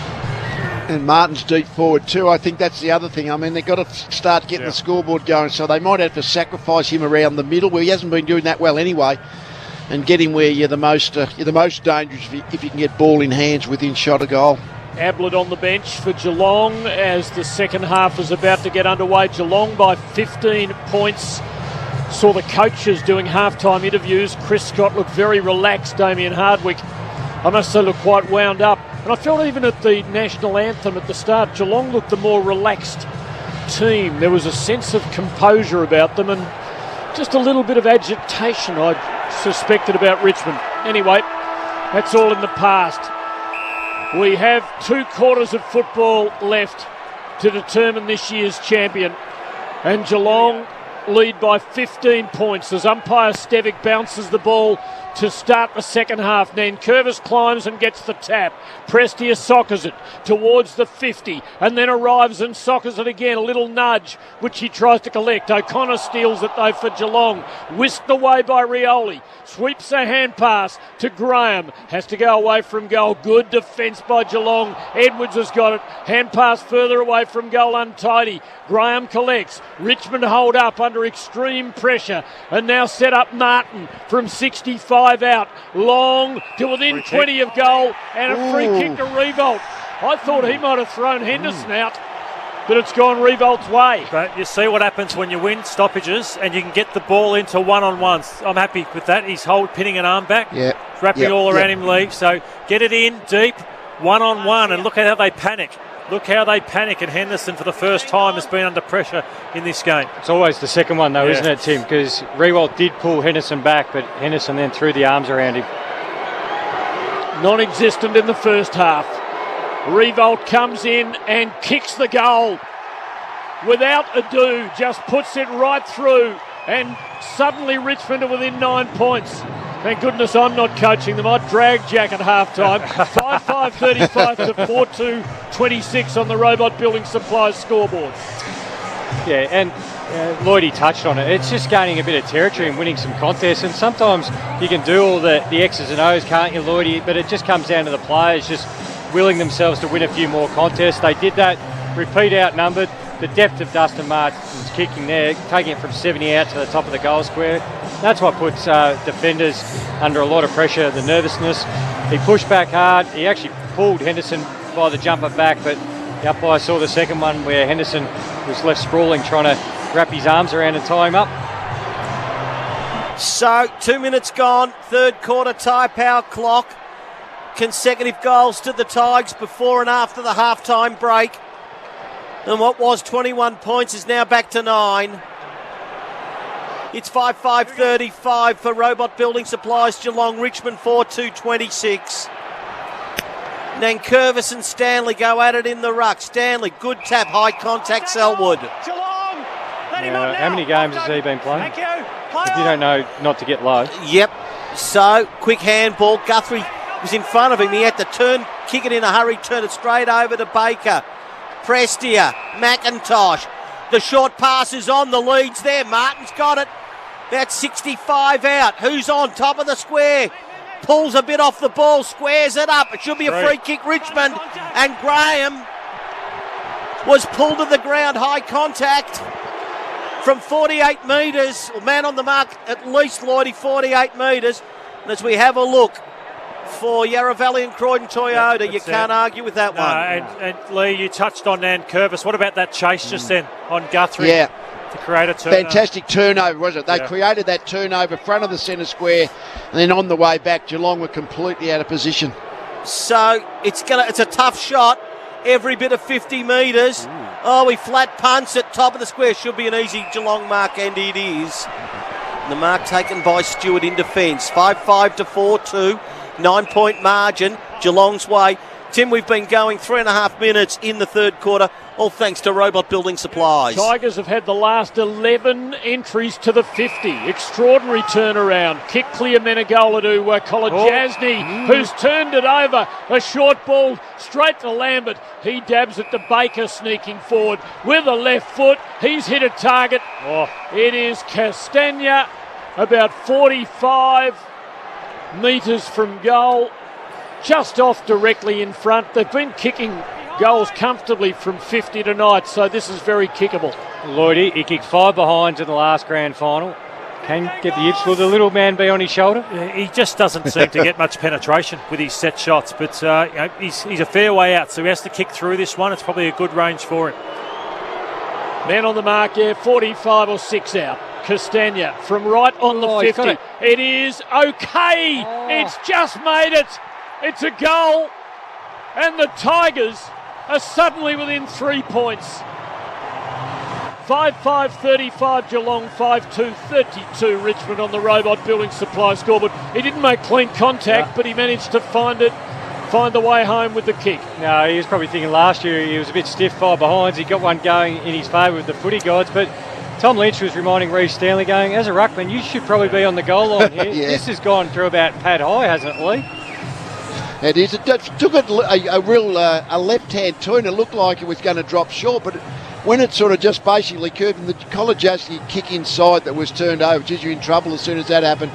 And then Lambert got it over, and then Castagna eventually got the goal. But even the set shot at goal, it just looked like it wasn't going to make the distance, and it was doing that left-hand turn, but somehow or other it curved away from the players on the goal line. You can feel the energy though, can't you? We saw it in last year's prelim. I thought they were gone at halftime, Richmond last year, but we've only been playing 2 minutes, but they're up and about, they're surging, the midfielders playing with more energy, and it's creating so much for their forward line.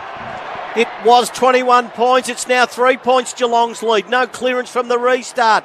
Back of the pack, Edwards, he's going to toe poke it, kick it across the deck towards the wing. Stewart first to react for the Cats. Around the body, the kick, it's missed. McIntosh had it, somehow released the ball. To the wing it goes. Knocked forward by Prestia, still on the wing too. He picked it up, handball Selwood. Got the ball then to Simpson. I thought it was high on Dalhouse. Richmond win it back at half back. Bolton to Graham, they've got the run. Hurley took some heat, got it back to Edwards, tumbled a half forward. Oh, a chance that time then for Lambert. Martin toe pokes, under pressure, Kolodjasny runs straight out of bounds. There's the umpire, just decides, let's toss it in. Hey, Edwards, he's a game changer, Shane Edwards, and he's gone in the midfield to allow Dusty to stay forward. He's had Graham's 4 touches, Edwards 3. Lynch, quick kick from the stoppage, but O'Connor the only man back. Hand pass to Henry, a fumble. Almost inexplicable. I say almost because it's a grand final and because the pressure is growing now on the Geelong defence. A lead of 15 at half time. It was 21 shortly before half time, and all of a sudden it has disintegrated and it's just 3. Lynch rucks against blitz halves. The Geelong man got the tap down to Simpson. He's immediately put in a steely tackle, taken down, and there will be a ball up in front of Richmond's goal. No silly free kicks you want here for Richmond. You want to maintain the pressure here on the Cats. Lynch from the ruck, couldn't get it. Selwood head over the ball, tackled, release. Duncan, quick kick, half back to the wing. First to react that time then was McIntosh. Geelong win it back. Hawkins, middle of the ground to Ablett. Handball over the top. Dalhouse, inboard. Myers, 45 out. Dead in front. Goal to the Cats. There's the reply from Geelong. 6-5-41. As Myers has his first goal. Richmond 5-2-32 for Robot Building Supplies. Robot's got it and delivered. What a start to the third quarter, going 8 minutes. Goals galore. Lee Matthews on 3AW Football. Was a nice chain of handballs off the back of the centre square there at Geelong, but that's when you start to try and link up, the Richmond pressure's going to be good. You're running into their defence, but you've got to be really clean with your hands, really good with your handball. But that quick kick forward, as soon as they got the ball, they ran in numbers, but more importantly, they knew where each other were. They gave it to the player who had the least amount of pressure, and Myers was the one who kicked the goal. They needed that because they'd looked really, really shaky in the previous few minutes. Geelong turnovers, and all of a sudden the Richmond pressure was starting to make them fall apart. But that was a good answering goal. Just watching Hooley in the warm-up. Hooley in the warm-up was having his Achilles calf rubbed, and he just has not looked himself tonight. Basher Hooley, just 6 disposals, and didn't chase too well then. Well, 2 words for you, Tone. The first game and the second is on. From the ball up, it bobbles around and Bolter comes away with it, gives to Martin. Left foot steer into the 50. It comes off hands to Castagna. He has another go. That was ambitious. He was running into a wall and he had to hook it too far to beat the smother, and it's through for a behind. The margin 8 points Geelong's way. I'm not in disagreement with you, Tim. So Guthrie brings it out and goes super short. Mark taken by Kolodjasny. Just a little bit jittery at the moment, Kolodjasny. Kick almost to the wing. Plenty of distance there. Ball carries the pack. I would have thought it's a Geelong free kick. And there was, as Bolter is alleged, I sound like he's going to the magistrate's course. It was deemed to push him under the ball, and the free kick goes to the Cats on the wing, where Duncan has the ball. 8-point margin to Geelong. Robot Building Supplies scoreboard 41-33. And Tim, just a bit of slow play. 9 into the third quarter as Duncan passed the ball to Guthrie. A couple of good men to be in control of proceedings. Guthrie high towards the 50, where Hawkins got hands on it, couldn't hold the mark. Dalhouse taken high by Hooley. Free kick to Luke Dalhouse. Outside 50, right flank. Won't go for goal from there.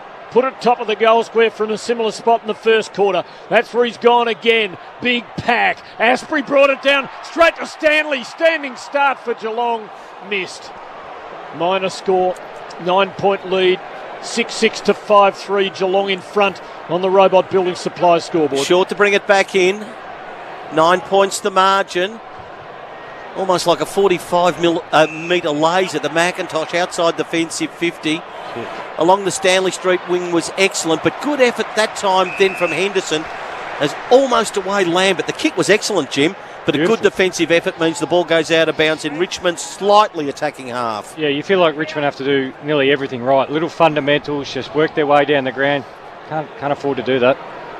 Bolter rucking, got rid of Stanley, but then dropped the ball as it hit him on the chest. Martin in everything now for Richmond. Gave it to Prestia. He gives to Short, advancing. Kicks it beautifully onto the chest of Castagna, but well done O'Connor. Got a hand in there, then lost it.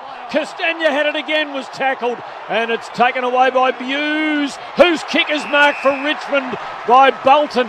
Menegola protesting. Bolton short passes, and Lambert just picks up the sprawling mark about 25 out on a 45-degree angle. I've loved the moves from Damien Hardwick. So he's gone, Bolter, you'll be our second ruckman. Asprey, you'll take Tom Hawkins, and then Curvis, you'll go deep into the forward line.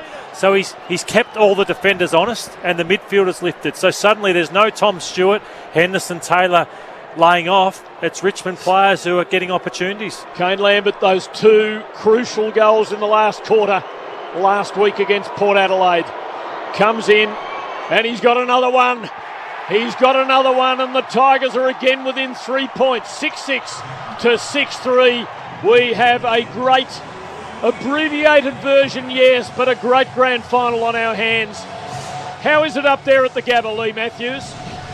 Well, I would have thought everyone knows there's a game on. You only have to be know anything about the game, and I think all the people here tonight are AFL fans. Don't worry about that, Tim. No theatre goers in the 30,000 crowd. So, yeah, all of a sudden Geelong got the jitters a little bit, and Richmond have now got a few opportunities. So, well, we love a contest. More than anything, we want a contest, and we've got it tonight.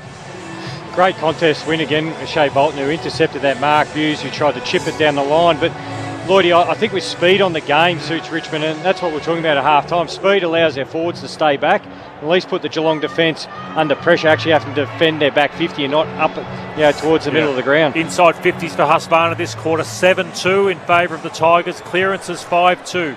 So they're winning all the key stats at the moment. You won't see that being practiced at Richmond training, that one. You kick it, dive, hope for the best. See what happens. 3-point game. Robot Building Supplies, Geelong leads.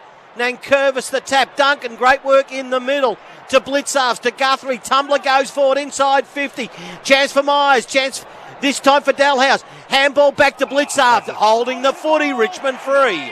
Oh, he's lifted. Oh, it's Jaden Short. I thought it was Kane Lambert again, but Short's also finding plenty of the footy. They've caught Blitzarves a couple of times tonight, which is a hard thing to do, the big fella. He gets his arms up and it's hard to tackle. So Short, one thing I can guarantee, it'll be every bit of 45 metres. Long kick. Ball there, Tui quiet tonight, has to handball under pressure. Knocked forward by Graham to half forward. O'Connor there, handball to the boundary line where Duncan. Now there was a great bit of play that time. Jim, it's not going to show up in the stat, but Marlon Piggott can take a tiny little bow. Yeah, it might show up as a tackle coming forward, but that's been the difference. Lloydie, you and I looked at each other. Richmond are coming forward hard in defence. So, ball at half forward, Richmond into attack, but they trail by 3 points. And Curvis brought it down. Selwood stole it, was tackled, couldn't dispose. It comes to Tui. A high up and under from the Irishman. Won't reach the wing. Call of play on taken by Rowan for Geelong. His hand pass is smothered. And it's a different Richmond now. It's this irresistible Richmond. The ball will be thrown in just their side of the Stanley Street wing. Lloydie, we saw danger on the bench. Is it break last time? Put him in the midfield for a bit. It has to be. He hasn't touched the ball this quarter. Nankervis from the ruck. Tried to rove.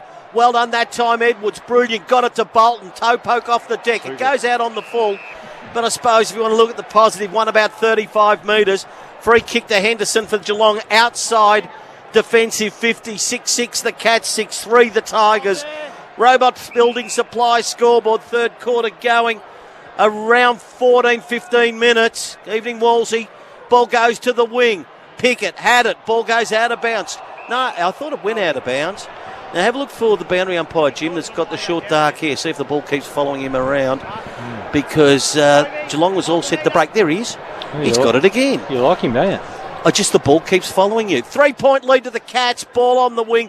16 into the third quarter. Ball forced forward by Prestia. Once, twice. Collected though by Buse for Geelong. Gave to Tui. Kicks under pressure. Parfitt can't get there to mark. Hooley ran into a tackle. Spillage taken for Richmond by Short. A high bomb into half forward. Bounces on its end. Sits up. Martin's got it off the outside of his boot. Running towards goal. And it's gone through. It bounced one way. It went the other. And the hero of 2 grand finals might be the hero of the third. He has lifted the Tigers heroically from halfway through the second quarter, and they're now in front 7-3-45 to 6-6-42. A Dan Murphy's goal of the day, and I'll tell you, Tone, I'm going to need to drop off at Dan's on the way home. I tell you what they ought to do. They ought to let him loose in any Dan Murphy's for about 10 minutes after that goal. Lee, how good was that? And I'm going to use the football expression I loathe. In the context of the game, what a great effort by Martin. Well, the couple of specials, aren't they? The goal that he kicked in the second quarter was a special. One of those ones that not too many players are going to be able to. It was the body strength that got him clear. And then that one was just the ball control, to be able to put it on the outside of the right foot, bounce it through. But a couple of goals in a low-scoring game is beautiful for him. He's back in the... no, he's not back. He's still forward. It's a bit interesting what you do with him. But if you've got Martin in the forward line, it makes it much harder to actually be having that sort of control in the back 50 that Geelong had in the first half. As good as any goal he's kicked in his illustrious career gives Richmond the lead. Middle of the ground, play rolls on Geelong. Good touch out of the middle. Selwood picked it up. I thought he drew the high contact. Ball should come back. And Selwood to get a free kick, 45 out. Or not, maybe not even as far as that. Let's have a look for Yarra Valley and Croydon Toyota. I think the umpire said on the 50, Tone, and it's about 49 out, That was the first contact, He won't make the distance, will he, Jim, from 50? He's actually he's a better set shot. Like he gets good momentum through it. So Selwood now. We've had Captain's goal, Tone. Captain's goal. Well, Lee, after the goal from Martin, for him running under pressure, eye on the ball, drawing a free kick, it deserves a goal and to give Geelong back the lead. 6 minutes remains to three-quarter time. Geelong trail by 3 points. He's pushed it right. Not sure it's going to get it. Rowan flew top of the pack. Broad knocks to the boundary line. Graham had it kicked under pressure. Richmond defence under awful pressure. Guthrie, Ablett, Simpson. Kick was charged down. Outside attacking 50. O'Connor round the body. I reckon he's popped it out on the full. Different Richmond side out there. And it's a free kick. Lloydie in the sort of back pocket half-back.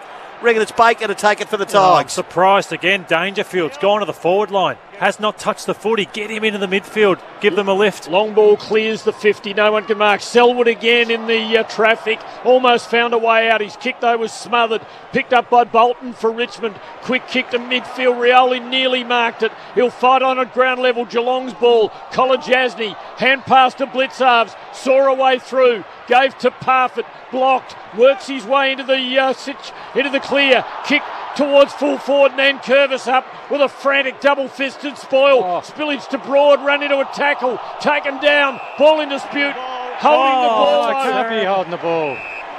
No, he's been drawn into that one.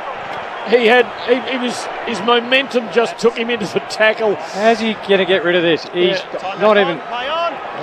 Now, play on. Guthrie's got it. He gives it everything he's got, but he's offline, minus score. Tigers lead by 2 points. Still nearly 5 minutes left in this quarter. Richmond 45, Geelong 43 for Robot Building Supplies. So, short on the kick into Hooley. Quiet tonight. Boys don't believe he's 100%. Lays back, kicks it. Back of the pack. Oh, chance there for Taylor. Ball was scooped out. Henderson just threw the ball out. Play on should be the call. Now, over the footy that time then was Castagna. Rowan came through. Little toe poke wins 15, 20 metres for the Cats. Myers over the footy. Hooley not letting him out. And the umpires is going to come in. Half forward, probably about 55 out, close to the boundary line. Cats are into attack. We'll get a stoppage for Robot Building Supplies. Richmond by 2 points. Nankervis got the clean tap that time, Lee. Ball goes out of bounds. Still about, Lee, I'd say 60 around, half forward, Geelong into attack. Yeah, no, they take every chance, Geelong. They're just the tempo of the whole game. Richmond have lifted it up. They're tackling pressure. All of a sudden, they got all the momentum right now. Stanley and Nankervis. Nankervis wins again. He's uncanny. Down to Bolton. Swinging kick along the boundary up towards half forward. Stewart got front posse, couldn't mark. Well done, Edwards in the traffic. Flicked a hand pass out. Didn't come clear. Lynch has got it now. High ball. Rioli with the flight, but also Henry with the flight. Taking a fine mark for Geelong in defence at defensive 50. Prestige Hino, mark of the night then to Henry, who took it at half-back, kicks the ball toward the wing. Richmond by 2 points. Oh, what a ripper leap! High, straight, beautiful. Guthrie has it. Another one for Prestige Hino, was to play on quickly and sort of almost a bit deflated. He went really, really short rather than go long. And the mark, the Cats have the footy at the moment, as it looked like Selwood out there. A spearing one to half forward it goes. Prestia stays down, tried a little toe poke. Selwood through traffic, handball to Ablett against the boundary line. Going to try and thread a pass. What brilliant, exquisite, glorious, magnificent play from Gary Jr. Finds Hawkins against the boundary line. Bring it round his body. Are the Cats in front? No, they're not. He rushes him. He's done it again. He just can take more time, Lee. We've spoken about it a while, haven't we? Yeah, the kick across the body's fine, but you don't have to rush yourself, do you? 1 point in it. 3 minutes left in the third term. Tigers bring it out to the 50 and broad. High ball with the left towards the wing. Revolt Brave couldn't mark. It's with Henry for Geelong. Quick kick into the 50. No one able to mark it. Dangerfield spelling danger here. It just wouldn't sit for him. Dalehouse over the ball. He's locked up, and there will be a ball up just outside Geelong's 50. Dangerfield looking a little distressed there, I thought. He looks like he's playing really desperate, but without control, Tim, I reckon.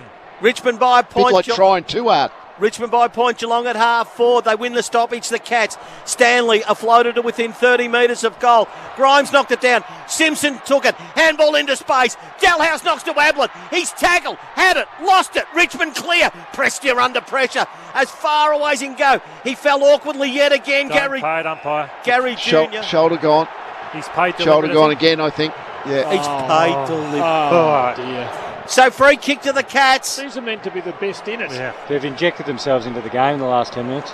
45-44, Ablett in distress. Richmond by a point for Robot Building Supplies.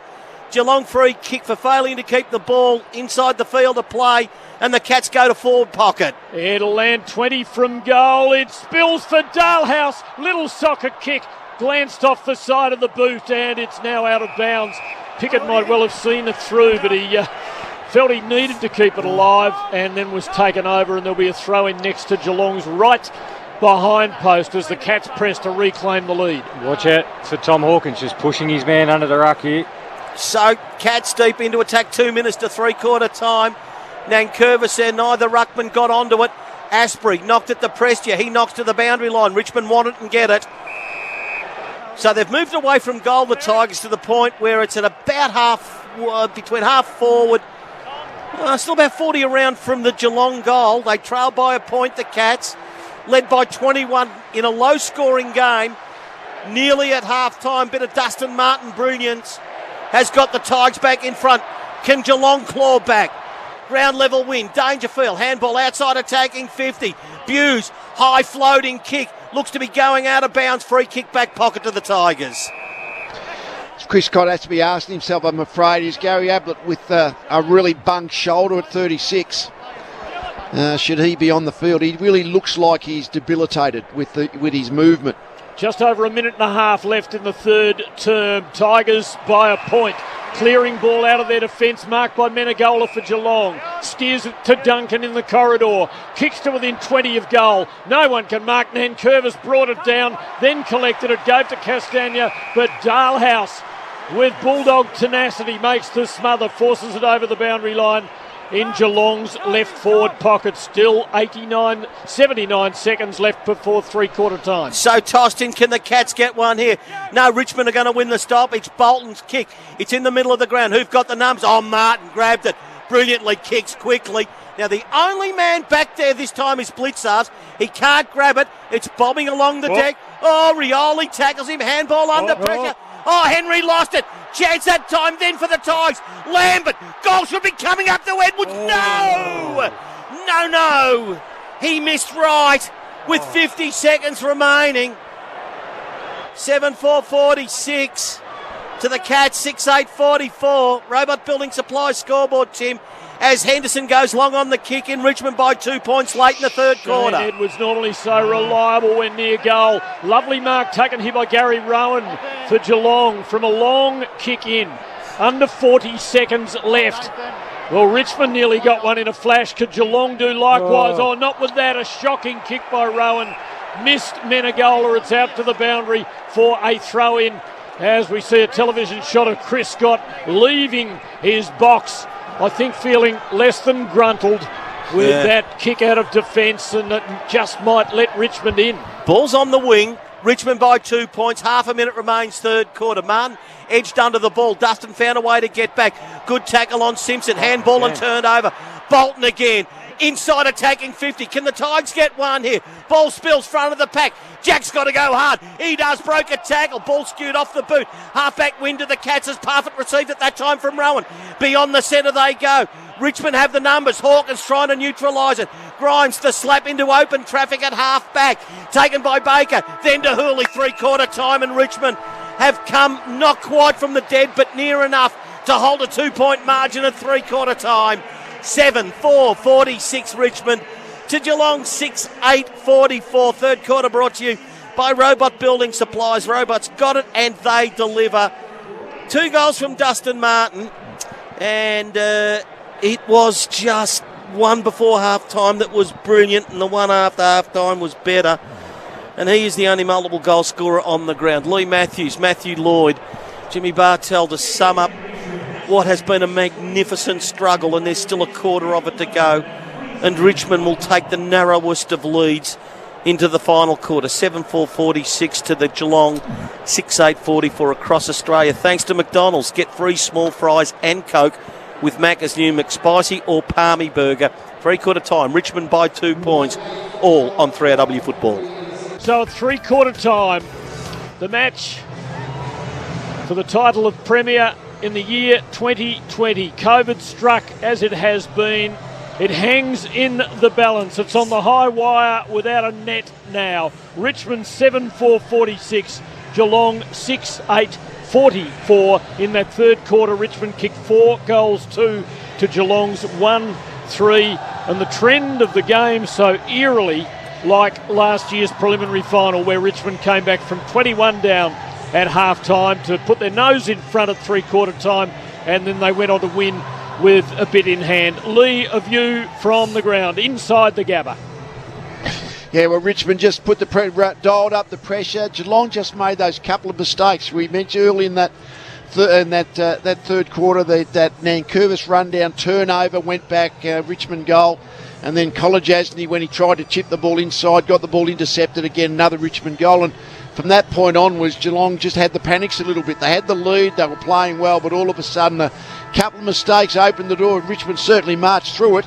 Martin was really good that quarter, as he often is, as a forward coming up, getting midfield ball. But no doubt it's only a small margin, obviously, 2 behinds, but Richmond have got all the momentum going into this final term. Lee, the chairman of the committee to choose the Norm Smith medalist in 2020. You haven't got an AFL official over your shoulder putting pressure on you already, have you, Lee? I will have in about 20 minutes, that's for sure. For Husqvarna. Yep. So go Lee, please, you do. No, I was just going to say I'm quite happy for the boys to give me their views about the best handful of players on the ground, just to help with my judgment going into this final term. Shane Edwards, Lee. Shane Edwards, and he's your man. Yeah, I think he was magnificent. 7 clearances, 20 disposals, and I think he was brilliant in the first half when the game was going against them. So I think he was superb as well. But just on that third quarter, 10 inside 50s apiece. Yet the Cats scored 6 times from their 10 inside 50. The Tigers, I felt like they had about 20 inside 50s to 5. It was 10 apiece. It was the way they scored. Jimmy, they looked to score much easier because of that stoppage dominance in the end. Yep, done a little bit of research, fellas, because I come prepared. The last side to win being down at three-quarter time in a grand final? Who was that? John Cats, 2009, for all those playing at home. So Normally if you hit the front, you're home, but I don't think there's been too many this close. Maybe Collingwood, West Coast, we're pretty close. But yeah, Lloydie and Lee, I just felt it was a different mindset for Richmond. They were in Geelong's face. They kept coming forward in defence. Like we mentioned, they trust their back line a bit more. And the amount of times that quarter where a Cats defender like Blitzars, Henry, Buse, they got the ball, but Richmond were just up in their face, forcing another hurried handball. For half an hour, Lee, who wins? Only need one word. Richmond. Matthew. Richmond. Jim. Geelong. Tim.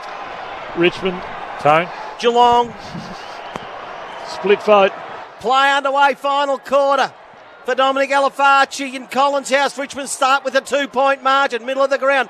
Topo went that time by Nankervis, got the ball back, goes up towards the northern end. Oh, Lynch, quiet all night, eases into the bark, takes it 65 out, too far out to score. Ooh. Moves it on quickly with an absolute horror.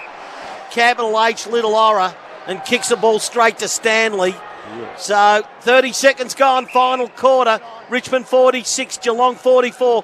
Collins House scoreboard, Stanley goes long. Went to a contest where he had the taller man, but no one could mark. Baker been very good. Little grubber to Revolt. Hand pass wide for Graham. Left foot kick to within 20 of goal. Comes to Lambert. Hand pass, Prestia runs it home for a goal. The Tigers get one in the first minute of the last quarter, and they have a little cushion of 8 points. 8-4, 52 to 6-8, 44 on the Collins House scoreboard. Good, this bloke, Dion Prestia. I thought his third quarter, not a huge number, but he started it. He started the rage from a centre clearance at the start of the third quarter. They got a goal out of it, and again, he just keeps going. Just keeps going and going, and I think Castagna and all the smalls are starting to expose, I think, the lack of speed of Harry Taylor, Kolajasny, Henderson, in that back 50. Yeah, because of the middle of the ground, Lloydie and Lee, is they're winning it and going forward with their momentum, which is actually now finally putting the Cats defenders under pressure at ground level inside their back 50, where the first half, the Cats defenders were very rarely challenged in their back 50. They had time and space. They were able to steady over the footy, kick and mark their way out of it, or they're up high up the ground. They've got the Cats defenders back deep in their defence. 2 gone, final quarter. Tie power clock goal to Prestia. Gives the Tigers an 8-point margin, 52 to 44. Nankervis, Stanley, bounce back in the middle of play. Nankervis got the tap. Dangerfield holding the man. Dangerfield. So you heard that. Patrick Dangerfield. So no, not Selwood. Holding the man. So it's a free kick to Dangerfield, middle of the ground. So Dangerfield has it, told to play on. Straight up the middle he goes. Toward full forward, a lot of holding taking place. Hawkins had it, lost it, came off the boot of McIntosh, close to the boundary line, goes out of bounds in Geelong's attacking 50. Half forward right to the school end of the Gabba. Richmond 8-4, 52. Geelong 6-8, 44. For Collins House, let Dominic Alafaci build your low-cost investment portfolio. Gary Ablett sitting on the bench. Will he get a final shot at it? Nankervis has played another wonderful second half. Brings it down to Edwards. Quick clearing ball to Revolt, who was groped over the shoulder by Henderson. And Revolt has come to life since half-time and has been an important cog up forward. What are you looking at me for, Jimmy, with that stupid grin on your face? Revolt from behind the wing.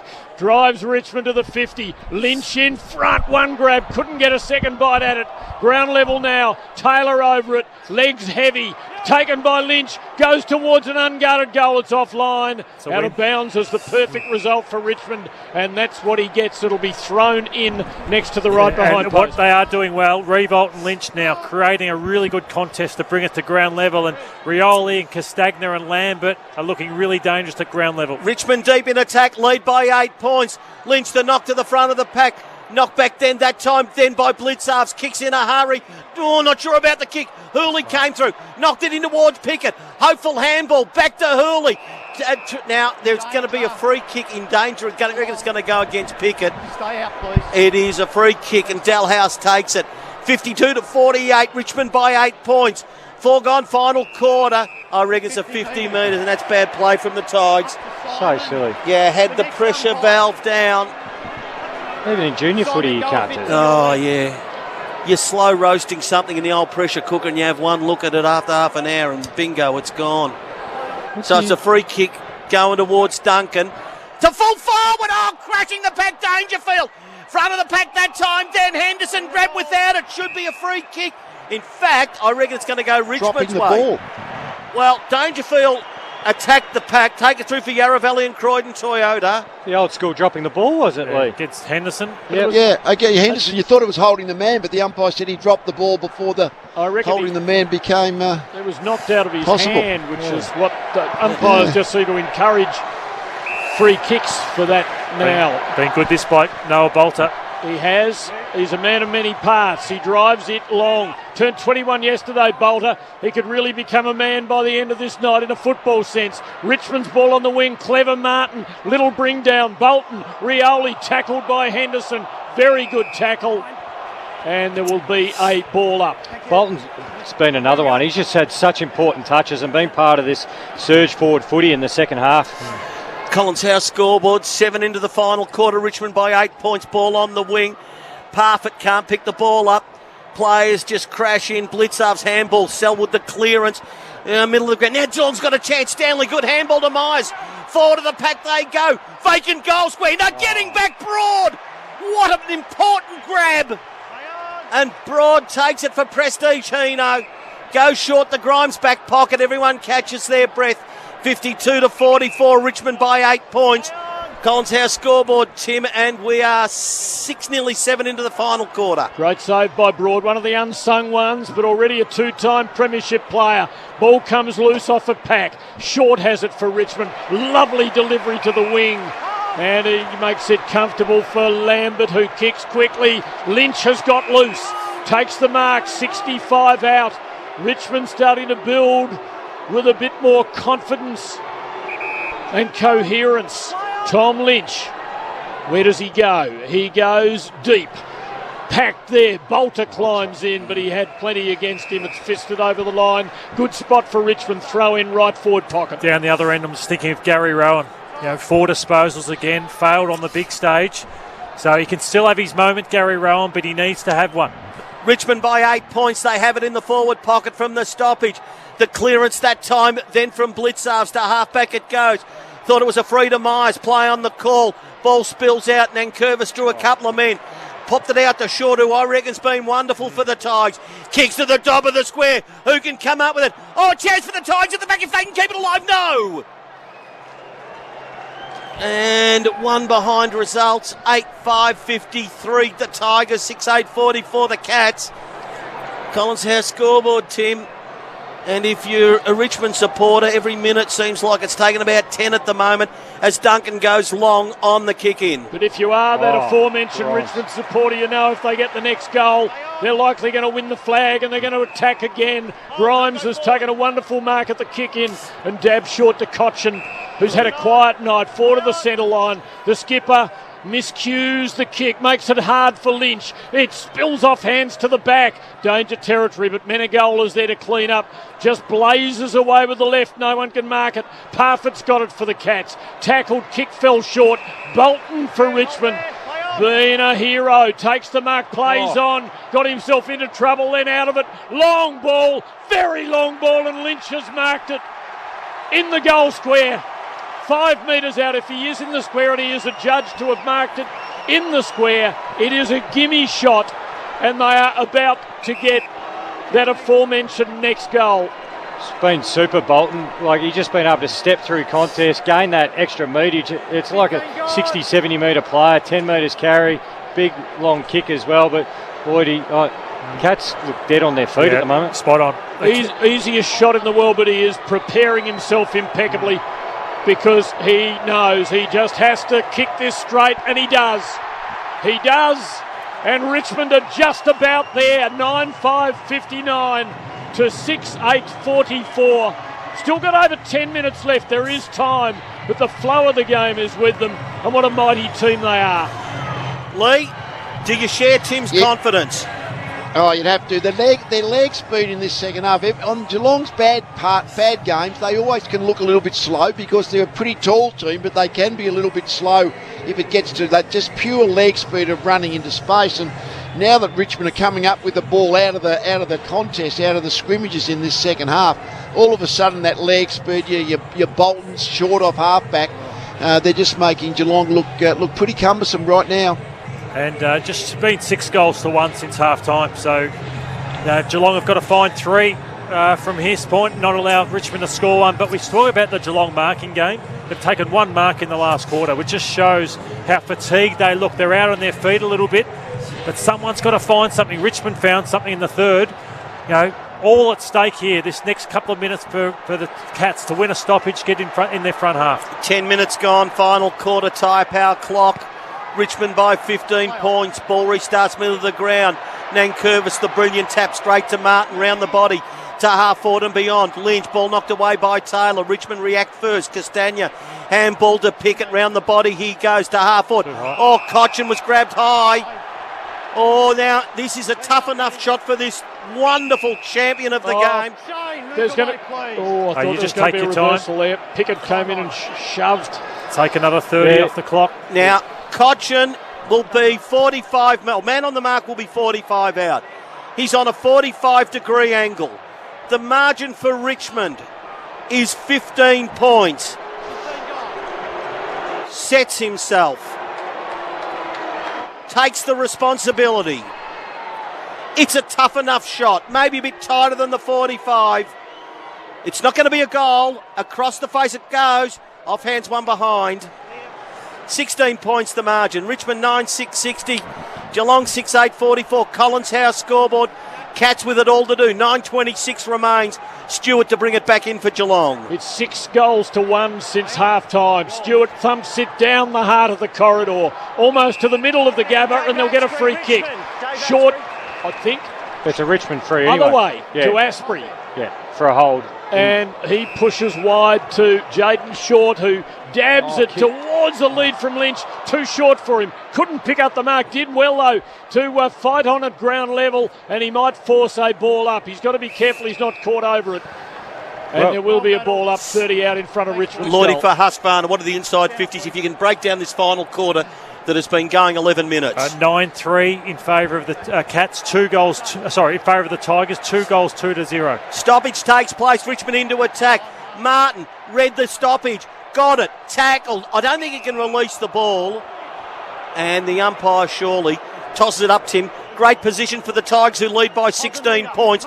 The stoppage takes place, 30 out dead in front of Richmond's goal. And at the ball up, it's the heaviest of traffic. O'Connor soccers it clear for Geelong to great effect. Miles collects, gives to Ablett, who's back. He bounces off a tackle. He passes into the 50, and Rowan lunged, couldn't take the mark. Socket away from him by Grimes. Tui comes the other way. Gets a hand pass to Rowan. Taken the long route, though. His hand pass smothered. Richmond win the ball back. They're winning all the big contests. Short drives them forward, nothing there. Easy for Harry Taylor, who pokes a little pass back to midfield, and Henry marks it for the Cats. He's defensive side of the wing. Richmond by 16 points. Geelong has the footy. Kicked a half forward, not quite inside 50. Bolter got too easy a run at that time, Jim, to take the defensive mark. Just too slow from Henry. You had the turnover. You had set up well behind the ball. He just had to be brave and wheel off the mark. 8 minutes of playing time left. Richmond have 16 points up their sleeve. To the wing it goes. Kolajasny, the tap wasn't good. Lambert to Martin, who broke a tackle. Empty goal square from 50 metres. It got there! His third, this wonderful champion. And Richmond can see it. They can sense it, but they just can't touch it yet. 10-6-66 Richmond. Geelong 6-8-44. Collins House scoreboard. Here's Lee Matthews on 3AW Football. The second half's been outstanding, hasn't it, by Richmond, and they're continuing on in this final term. They are really making Geelong look very slow. The short off half-back, and now when the ball is running into space, it's the Richmond players that are running onto it. They've now got the 22-point margin, so a massive comeback required by Geelong. You sort of look out there, Dangerfield in the middle, Selwood in the middle. Selwood's been outstanding, I think, all night.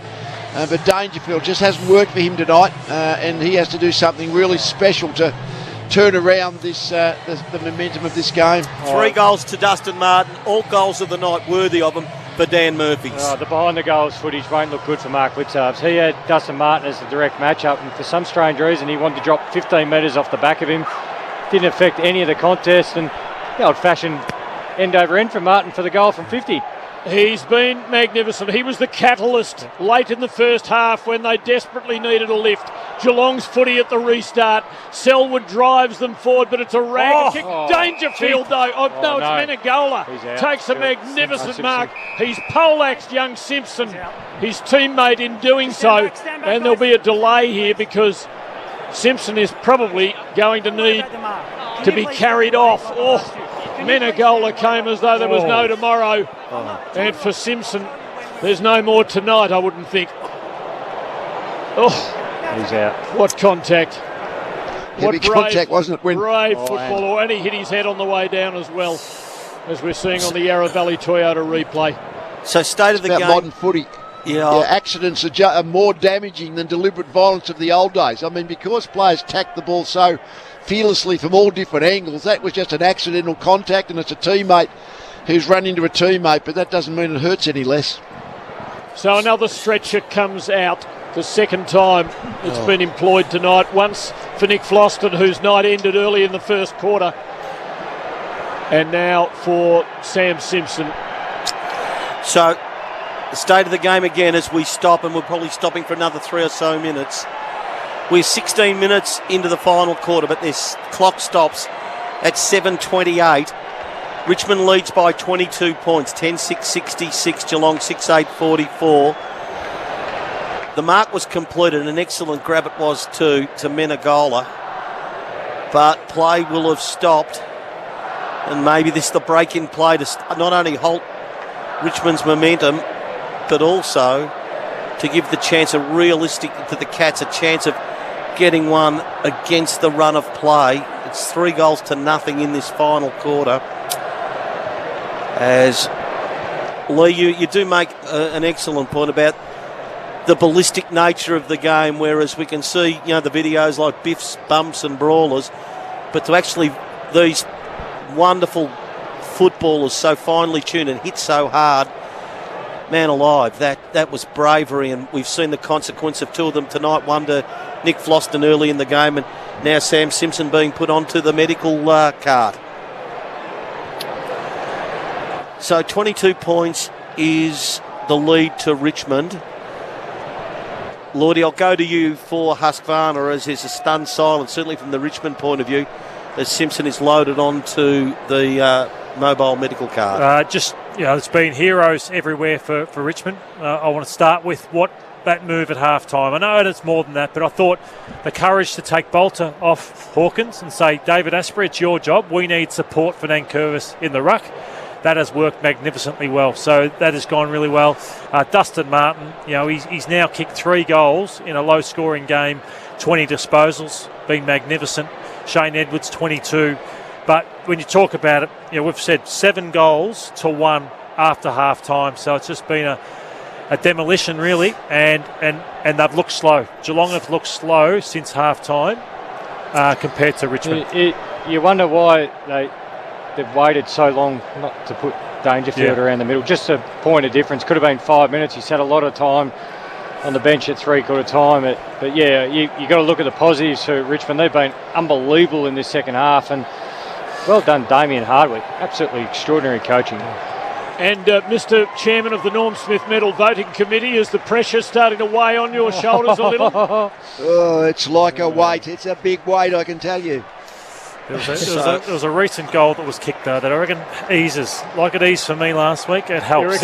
It helps. And if he kicks one more... It's a charge of the Light Brigade at the moment, though, as Bert Bryant used to say at Flemington. Three-man race at the moment, though, isn't it? Who's your 3? Edwards? Short, Martin. And, I love Bolter's game too. I know maybe not, but he could get a 1. I'll tell you, if Bolter and Bolton get mixed up a bit too, that could make it interesting. And Prestia... Who's been Geelong's best? Mix of Stewart and Duncan. Selwood's been good. Selwood good? Yeah, Selwood's been very good. And Bolton and Prestia have been fantastic for the Tiggies. Sam Simpson, 22-year-old son of a cat, is on the mobile stretcher bearer and is about to be driven from the ground, not to reappear in this grand final with only 7.5 minutes left.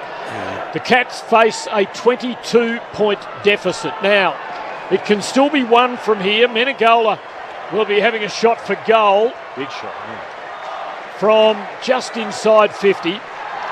He could kick that and he could breathe life into Geelong yet, and perhaps this hiatus could just cause a bit of a change in the temperature of the game, and who knows. We've been surprised once or twice tonight already. Simpson puts his hands to his eyes as he's being taken off, so his consciousness is being regathered, it would seem. He's out of the field of play now and not far from a shot for goal. Had the most contested possessions, or equal most, with Joel Selwood on the ground for the Cats. So he came into the side late. We commentated him one night, and where you kept calling him, geez, that young Sam Simpson's really good throughout the year. Yeah. Good buddy, and then did a really bad hamstring injury and was a late comer into the Cats side for the finals, and it's had a good finals. I think we refer to him as quietly effective. Oh yeah, sneaky Sam Simpson. Sneaky good. Sneaky good, that was it. So play has stopped at 7:28 remaining in the final quarter. Collins House scoreboard. Go to collinshouseonline.com. It's Richmond by 22 points. Geelong has the ball at centre half forward. Menegola took the most wonderful mark, certainly contender for prestige Hino trucks. But moreover than that, it will test all of his powers as everyone has stopped. We are now again stopped for the best part of 5 or 6 minutes. So the time clock will again tell us we're 21 minutes into the final quarter, but it's more the time left of 7:28. So Sam Simpson is being taken on the stretcher. He will head up the Geelong race.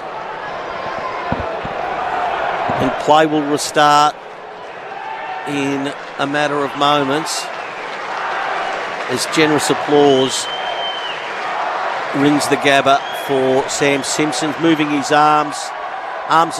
They're folded, but there was just some movement there.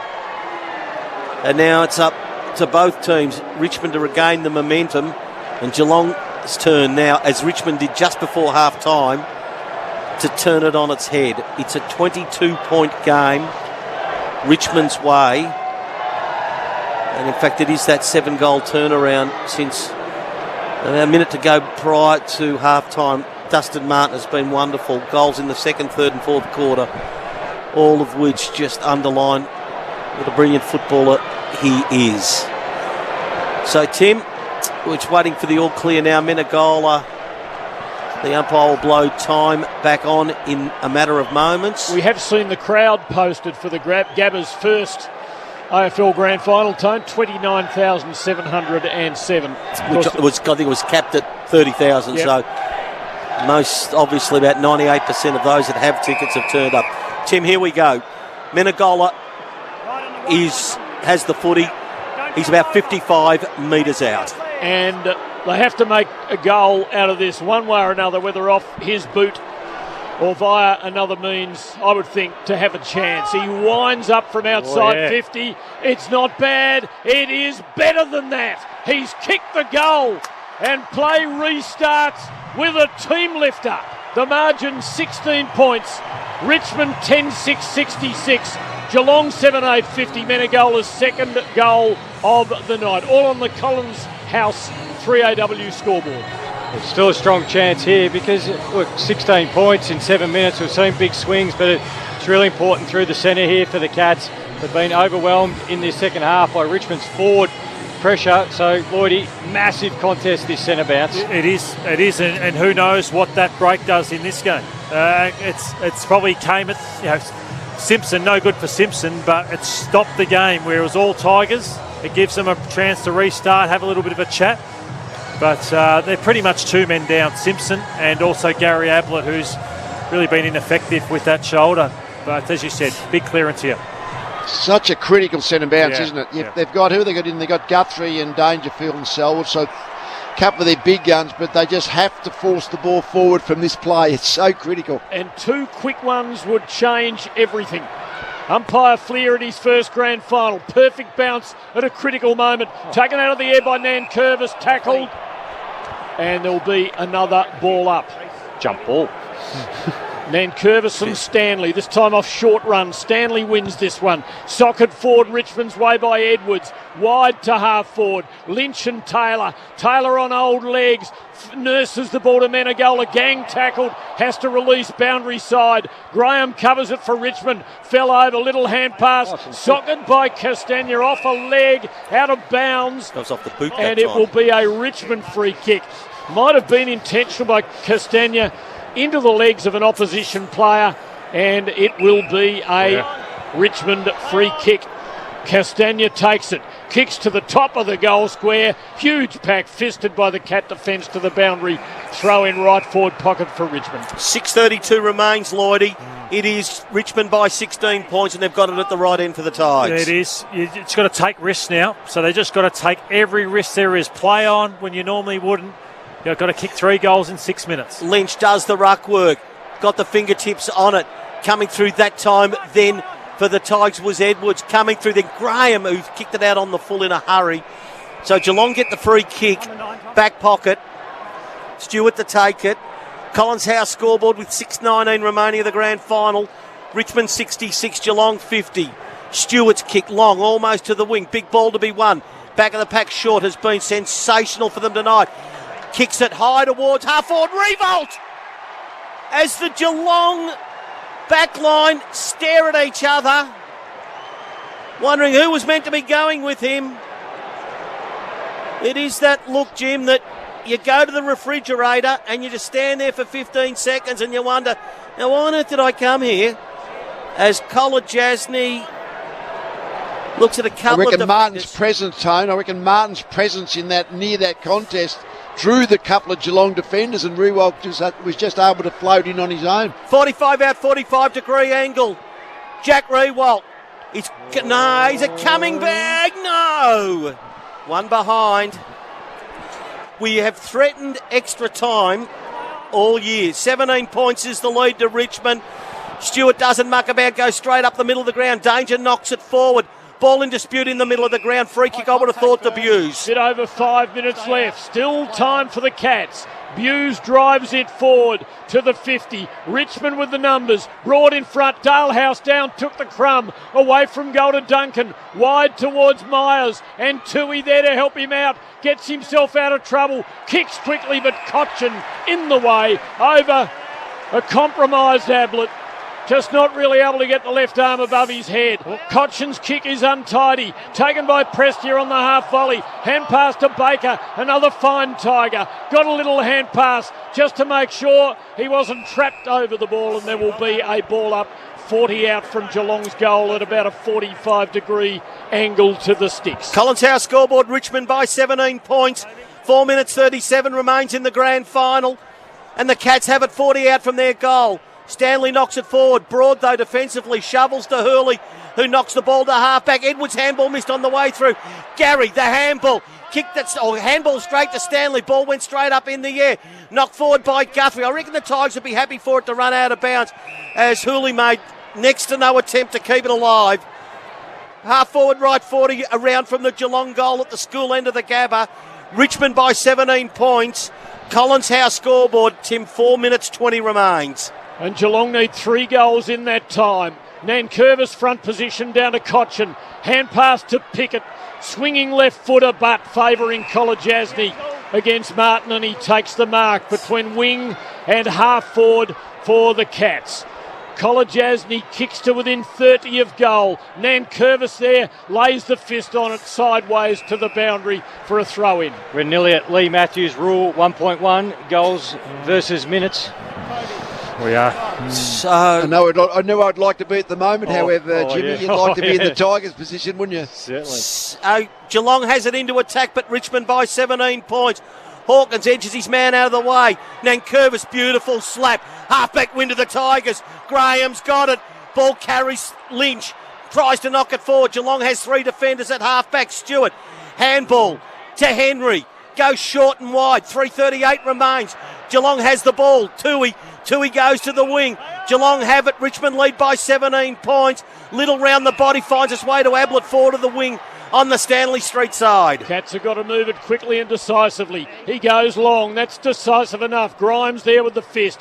The spill favours Hooley. Little hand pass to Bolton. Tigers come clear again. Baker, swinging kick. Lynch in the van. Couldn't quite hang on to the mark. Gets a little paddle to Edwards. The barn doors open to Rioli. He was off before he had it and he lost it. But the Tigers get it back. Bolton bombs away at an unguarded goal and he misses everything. And there will be a throw in the left forward pocket. And in some ways that's as good as a result as if it had gone through for a goal. We speak about the pace. They've just been too quick for them.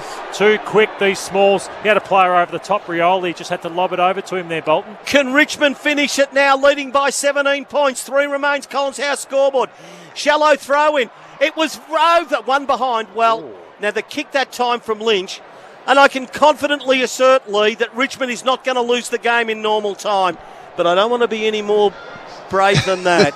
18 points the margin, and Stewart again. No time to waste. Straight up the middle of the ground. Good spoil by Buse. Won though by Lambert for Richmond. Hand pass turns it over. Dangerfield just bombed away to nobody. Baker's there. So's the McIntosh who collects, gives to Baker. Little left footer is perfect. And Revolt, who has lifted hugely in the second half, has taken the mark within range. He missed about 2 or 3 minutes ago. This surely is Jack's moment. The moment he lives for. The moment where he can kick a goal to crown a Tiger flag. A third in 4 years. He concentrates fiercely as he lines them up. All the images. Waiting for the climb. Waiting for the countdown clock, Tim. That's what he's doing.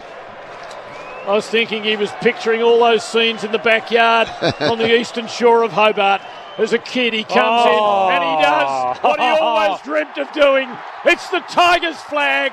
Jack has sealed it. It's Richmond by 24 points. The celebration's on. Tone, they've got around him. And Ash Barty's almost, well, she's not almost jumping the fence. She's clapping sedately. Let's keep the lid on it. Lee, I know the game is going to be dissected, analysed, or to use the great Tim Shaw from Demtel, sliced, diced and julienned. But where did Richmond turn it round? Oh, well, I think their speed. They started to get the ball out of the stoppages, out of the scrimmages, and once they did that, they got the ball running. And then the Geelong leg speed over their 22 was just not good enough, and Richmond have just ran away with much that quick, fast-moving footy that they're so good at. 8 goals to 1, Jimmy, since half-time. Slaughtering. Yep, and... Dimmer, good on him. Damien Hardwick, now a 3-time premiership coach. What a career. And a 2-time premiership player, so he's now been involved in 5. Dimmer Hardwick. And have a look at that. They were down, nearly out, trailing by 21 points just before half-time. Dustin Martin magic, and it's all one-way traffic after half-time. Collins House scoreboard, Richmond by 24 points. They're going to go forward again. Koch and clever play just lowers the eyes to Rioli. Forward of the centre in the centre square. Minute 33 to go.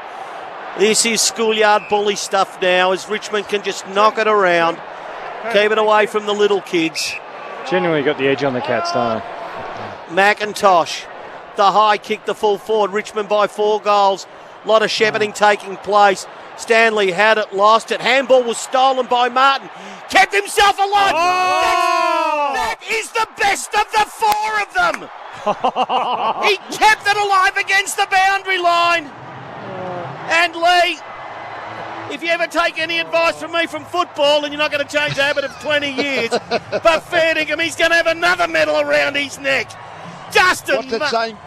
Sorry. What's that saying? Goals wins games, Tone? Is that what you're inferring? What I'm saying is, as the number on his back says, number 4, 4 of the greatest goals. It's Ablett-esque from 89, a few less, but each and every one have had their own stamp of Dustin Martin individuality. 30-point lead, minute to go to Richmond, 12-8-80. Geelong 7-8-50, all hail them, Lloydie. What a team and what a club this has become in the last 5 years. It'll be the best of his Norm Smiths. His other two were brilliant performances on the big stage, but he kicked crucial goals at big moments. He kicked a bag against the Giants, but they belted the Giants. But that's just ridiculous. You'd think of each individual goal he's kicked tonight have come at huge moments. Stole a hand pass, shook off a tackle, Danger. and kicked the goal from an impossible angle. From the ball up, Nankervis has got it. He gives to Edwards, who gives to Cochin, and now it's a clinic to Graham, to Revolt, who takes a mark, 45 out. Shane Edwards is going to be the stiffest man getting around. He's played an absolute blinder tonight. Hey, just on Jack Revolt, was it last year he kicked the goal after the siren? On the siren against the Giants. I reckon he kicked one pretty much with a second or two to go. I think there was maybe 3 seconds on the clock when he kicked it, and we're going to be very, very similar here. But Dusty Martin, possibly 3 Norm Smiths, the first time ever, isn't it, Tim? Yep, first time ever. It is. The celebration on in earnest in the dugout. Even the coach has claimed it now as Revolt.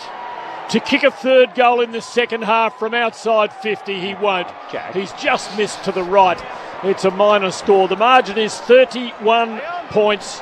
The Tigers, from 15 down at halfway, have totally dominated the second half, and this is a glorious victory that is about to be proclaimed. The Tigers have truly earned their stripes now. 3 flags in 4 years.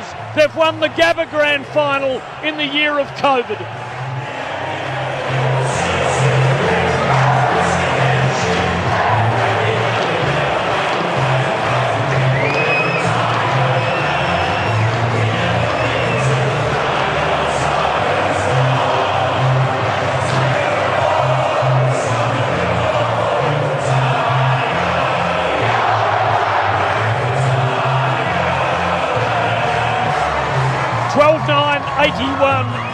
To 7-8-50. Richmond by 31 points. A 46-point swing after half-time. They are a mighty outfit. We will sing their praises well into the night, but not quite as far into the night as their fervent supporters and the players themselves. It's a glorious moment for them. This has been a mighty achievement by the yellow and black.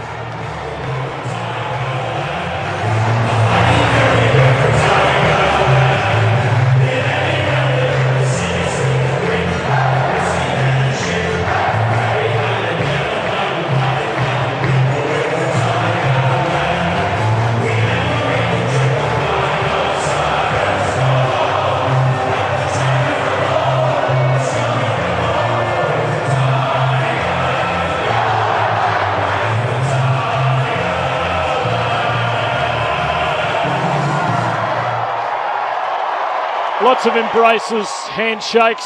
I don't suppose they're really meant to be shared at this moment, but who can help it? And a poignant one between Tom Lynch and Gary Ablett, former Gold Coast Suns, of course, in the early years of Queensland's second club. But to the victor go the spoils, and the Tigers right now are overloaded with spoils. 3 premierships in 4 years, and this might be the best, having battled their way through some ups and downs in this turbulent football season, and now they've won their way to another flag. They're 13th. Oh, phenomenal, you know, and just the way they did it. They're under the pump. Geelong just looked like they just had the game on their terms, and then to kick 9 goals 7 to 2 goals 3. Nick Boston, he's put his jumper back on to enjoy the celebrations. He was knocked out. And just thought, Tim, we said, they don't look like scoring. They did not look like scoring, and Tom Stewart's marking everything, and Lynch and Revolt didn't look like it. And they come out after half-time, and it was a different ball game. I want to talk to you all. I asked Jimmy a question at 3/4 time. Lee, I'd be interested in your thoughts. What is it that happens to a group when they go out thinking they're playing at their highest intensity level, but then it's not until they're really staring down the barrel that they discover that there is more in the tank, and the great teams find it? Well, that is, it's always the 60. Why is always the interesting question, Tim. I thought that Geelong shot themselves a little in their foot themselves, a little bit in the first 5 minutes of the third quarter when they gave Richmond those couple of goals from some bad turnovers. Then once Richmond were back in the game, then they just looked like they had the speed and the run and completely overwhelmed Geelong from that point onwards. But those couple of goals early in the third quarter, that gave Richmond hope. And from that point onwards, they were just so much stronger.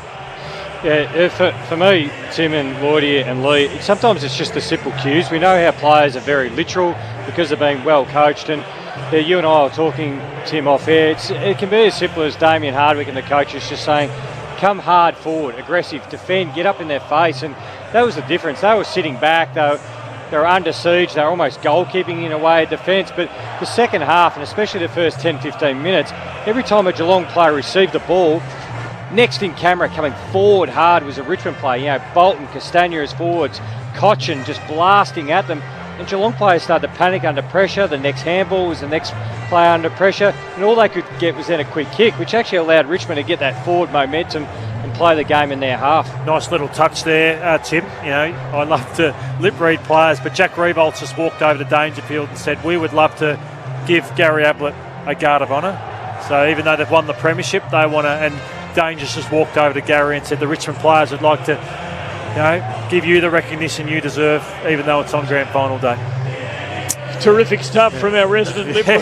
He is quite amazing. He's good. Yeah. Oh dear, it's a joyful thing to watch because this was hard work for Richmond really from the start of the season.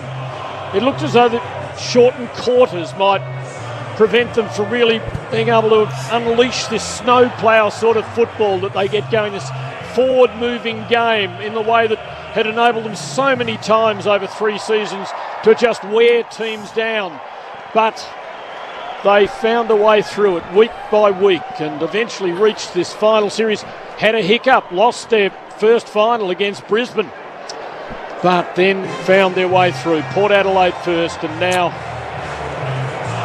they have beaten Geelong to win the flag. 12-9-81, Richmond defeating Geelong 7-8-50. At quarter time, it was a point Geelong's way. At half time, it was 15 points, not before Martin's magnificent beating 3 blokes snap got it back to 15 points. It was a 2-point lead to Richmond at 3-quarter time. Game still in the air. Another brilliant effort by Martin. And then the final quarter, really, I think, Lee, I know you can simplify the game, but 4 goals, 5 to 1 goal really just says how dominant the Tigers were.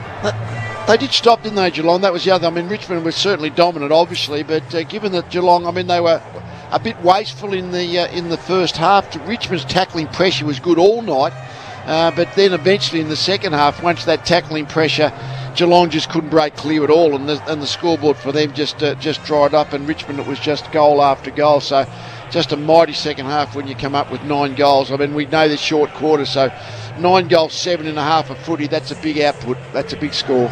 So just want to look at Geelong. You know, let's talk about, they took 21 marks in the first quarter, then they got 10 in the second, and then the last quarter it dropped down to 7 marks. So they just didn't have the run, and it's amazing. They had a great year, Geelong, but they've got to look at a lot of players. Gary Ablett's one. They'll be looking at Harry Taylor. They'll be looking at Lockie Henderson and how they can inject some pace, because 2 years straight they've been overwhelmed by the run of Richmond in big games. Yeah, and that's why it's important for them to try and hang on to Jordan Clark, because he's a point of difference around their back line. I know they're tall and they're big and they defend so well and their numbers will look good, but the only time Geelong gets beaten is when they're slow out of their back half and not generating any run. They're a mark, slow kick the footy out of their back line. We see, Stewart tries to kick the footy, Kolajasny goes safe, Blitzarves goes safe with the ball, so they need some run and dash and dare back there.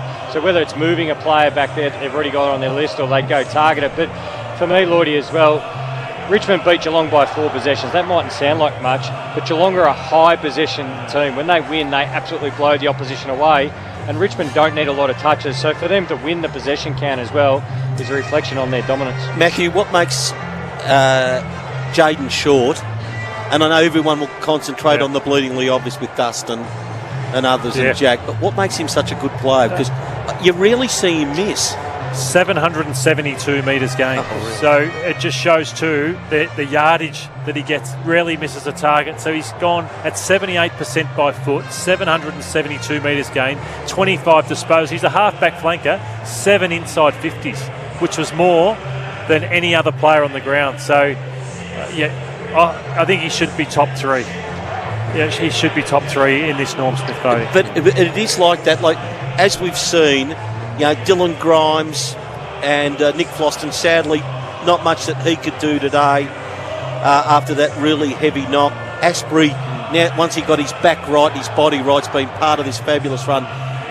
But then Jaden Short, and also too, game 42 for Liam Baker. Yeah. It's just another one. You just sense that whatever the systems they have in place down there, it must be the envy of every other club. Both of them under 180 centimetres, incidentally. I know 180 is just a sort of a random figure, but it happens to be a round one, and it tends to be almost the minimum medium-sized player these days. And the Tigers actually have a high number of players under 180 there too, and that's great. I mean, it's terrific for the game that players under that mark, around about the 6 foot mark, can still be not just effective players, but really damaging ones for their teams. Yeah, they've also got an elite skill set in one area of the game. Baker's actually pretty good overhead. He's pretty tough and brave as well, so he makes up for lack of height. He's not exactly a short ass, as we're trying to say, but he's pretty tough and he plays above his height. And Jaden Short's got an so elite does Short skill. too, I think. Jimmy, doesn't he? Jimmy. Yeah. Jimmy's he's the same Short. Yeah. They play tall. They Tell play you about his name, it gets very confusing. But they've got His kicking skills, Short. Yeah, his kicking skills is an elite talent. Like it's at the very pinnacle across the competition. So they make up for it in that area as well. So if you're going to be towards that size, Tim, you need to bring something to the table. And on some of the stats that I'd prepared for the night, Jimmy, Geelong have 7 players 30 or older, and we were just talking about the slowness when they needed to be quick and when Richmond got in their face. Hawthorn had 6 when they won their 3rd premiership, and then they started their decline. Yeah, and if they maintain now, like I know Taylor and Ablett are moving on, but if it all stays the same and you add Higgins and whoever else, it's close to 15 to 16 players who are between that 28 and above. Like even Menegola is 28, Cam Guthrie's 28, 29, Blitzarv's 28. They're a very, very experienced list, and it helped them this year. We could tell that experience and that continuity of the group, were pretty steady throughout the year. Got them to a grand final. Presentation of the Norm Smith Medal, Player Medals and Premiership Cup will be taking very, very shortly. Let's go to the ground announcements. Richmond again victorious 3 times in 4 years, 12,981 to 7,850. So you'd be sitting uneasily if you're the chairman of the committee that made the decision, wouldn't you, on the Norm Smith? You'd be wondering how the crowd will react. You'd be on the edge of your seat. Sometimes they're hard, sometimes they're easy when you get to the 3 votes, and it was pretty easy today, Tim. But it's always when you get the 2s and 3s and 1s and stuff like that. That's the thing that's where it's often hard. As first up, the umpires receiving their acknowledgement, the elite umpires, in what has been an outstanding season on so many levels, and topped off with the best side, Richmond winning by 31 points. As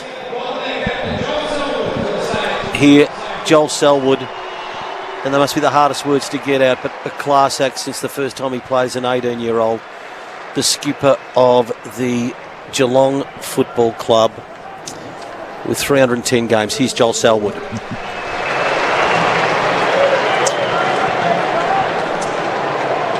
Firstly, to Damien and Trent, you guys just too good against the Richmond Football Club. We'll stay in envy of what these guys are doing right now, and we've just got to chase them. To our members and supporters, we can't thank you enough for the support. It's a really tough year what 2020's been, but we've got the support everywhere up here in Queensland. To Ford and our sponsors, to AFL Queensland for the special job that they've done. And I just want to quickly speak about our group. I just want to thank them for their efforts. They've been outstanding. We had 161 at one stage in the hub, and we've loved the journey. We just couldn't quite get there. And just quickly, there's a little bald bloke over there. We just want to say we love you and we thank you for what you've done for the game.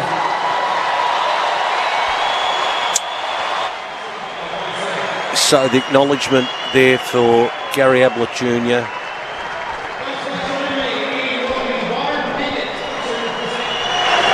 So now it is Byron Pickett. Folks, please join me in welcoming Byron Pickett to present the Norm Smith Medal for the player best, judged best of round in the 2020 Toyota AFL Grand Final. 2004 Norm Smith medalist in Port Adelaide's only flag. The Norm Smith Medal with 4 goals, 21 disposals, Dustin Martin.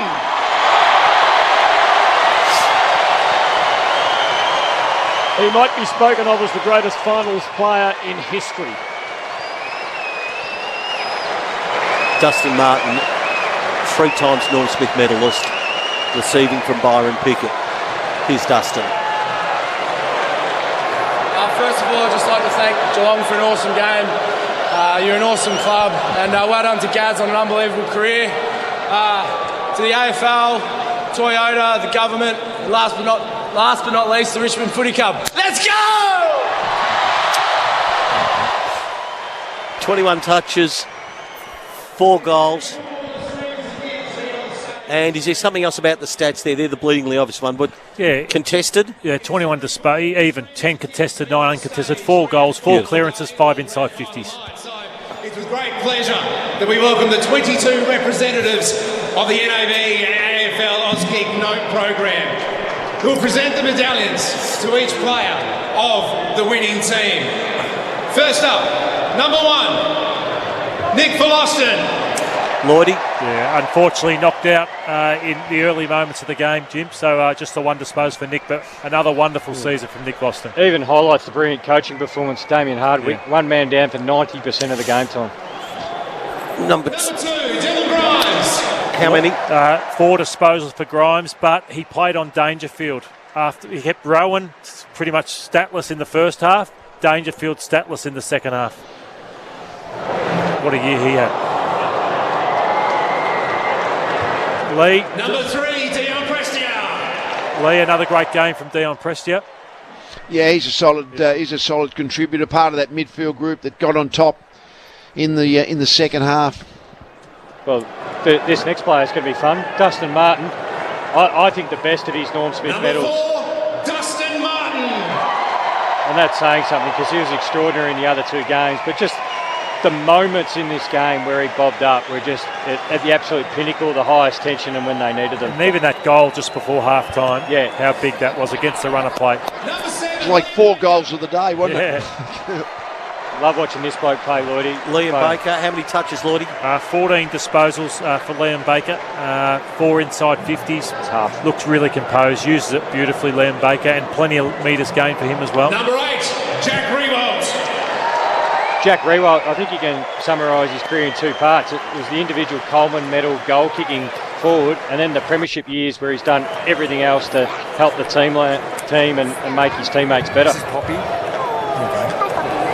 Very nice to meet you. Thank you so much. Congratulations, you played really well. Sarah, you come down with me. Thank you so much. Come on, Sarah. Number 10, Number 10, Shane Edwards. He's probably going to have a lot of number 2 votes or 1 votes in the Norm Smith medal. He was absolutely superb throughout the whole game. 4 quarters, 27 touches, 9 clearances, 4 inside forward 50s. Just a monster game from Shane Edwards. Number 11, Jason Castagna. Now, Jason Castagna, I thought he played pretty well. 11 disposals, 1 goal, 1 was his pressure and speed at ground level, which I think was overwhelming for Geelong in that second half. So I think that he played a really good game. And David Asprey. Number 12, David Asprey. David Asprey, Lloydie, you said it was one of the great moves of Damien Hardwick. We know how great he's been as a defender, but he probably came into the game expecting to defend and spend half the time in the ruck. Yeah, Tommy Hawkins only had the 2 touches on David Asprey after Number half-time. 14, Basher Hooley. Basher and family, 3 little ones with him as he receives his 3rd premiership medal.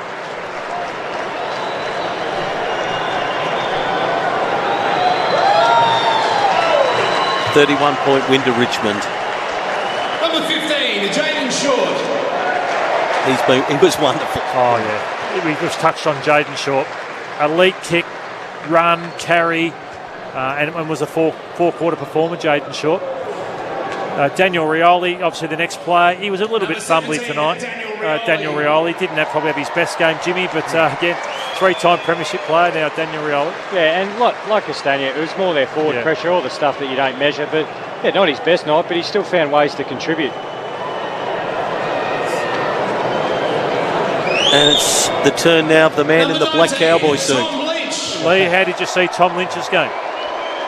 Second half was pretty good, I thought. I mean, I think the Geelong defence had them all under control, but Lynch and Riewoldt in the second half both became significant players, didn't they?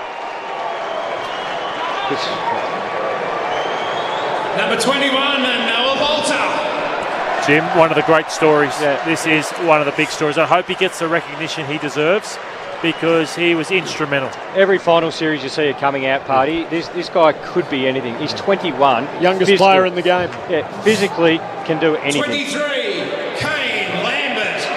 I thought Kane had a quiet first half, but a huge second half, Kane Lambert. I thought he was brilliant in the third quarter, 4 disposals and a goal, and in the last quarter as well, just kept running and running and running, and pretty much ran them into the ground. Number 25, Toby Nankervis. Almost a carbon copy, Lee, of last week. Quiet to half-time and brilliant after half-time. Yeah, it just keeps going. I mean, you think, oh, geez, he's struggling here, but he just keeps ploughing through Nankervis. He goes at one pace the whole day. Very funny. We can see on the screen. Big Nank got fresh aired by the young kid. He's giving the handshake. Shea Bolton, guys, I thought he was fantastic. Again, especially in the second half, but just his explosiveness around the contest. He's a 60, 70 metre player. He picks up the ball, carries it 5 to 10 metres, and has some serious depth on his kicking. There's Camden McIntosh, the next one up, Lloydie. Yeah, 33, Camden McIntosh. He gives them that outside run and carry, and I love his story. Didn't get a game last year, but said, I've got to go away, I've got to get tougher, I've got to get fitter and get my spot back in this team, and he certainly did that and had a wonderful season. Second premiership medal. Yeah. Number 34, Jack Graham. And this guy, Lee, was the heartbreak story of last year. Did his shoulder in the prelim, and that's how Pickett got his game. He was serviceable today too, wasn't he? Yeah. I mean, pretty good numbers for a permanent forward. Number 35, Nathan Broad. Underrated, this guy. Underrated. I thought he had Dangerfield covered really well in that first half. Looked on the outer at the start of the season, fought his way back in the side and was absolutely super through the back half of the year. 3-time premiership player they've plucked out of the waffle. 70, I think about 78, 79 games. Yeah. And here's the story of last year. 4 kids with him as he makes his way up to get his second premiership medallion. What game number is this, Tim? 23? 20. Game 20. Game 20, is it? Hey, how easy is football? And 20 games, 2 flags. Hey, Tim, you made this point late in the season.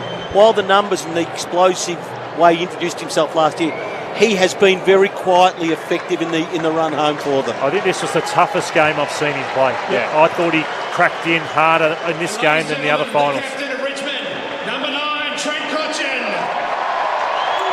Jimmy, this guy, what a warrior he's been.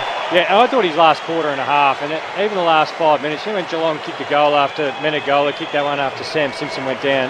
The next 5 minutes, Trent Cotchin stamped himself around the contest, finished with 19 touches, physical, brutal, and that's probably been the big change again with these Richmond senior players. Not the 30 touches, but the aggression.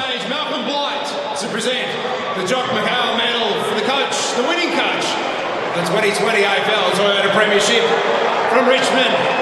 Damien Hardwick.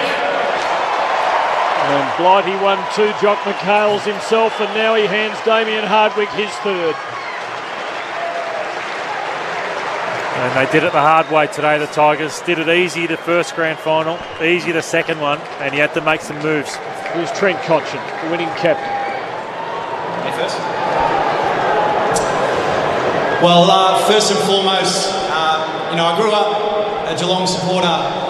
What a dream come true to play you guys in a grand final. I've been envious of you since, arriving at Richmond a long time ago.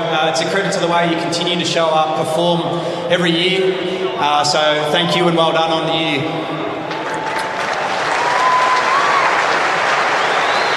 Thank you to the AFL and the Queensland Government and their partners.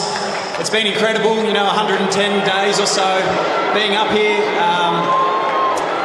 Didn't expect it to be this way, but everyone's treated it like an adventure and it's been a lot of fun. There's been some challenges, but nevertheless very grateful to be a part of it.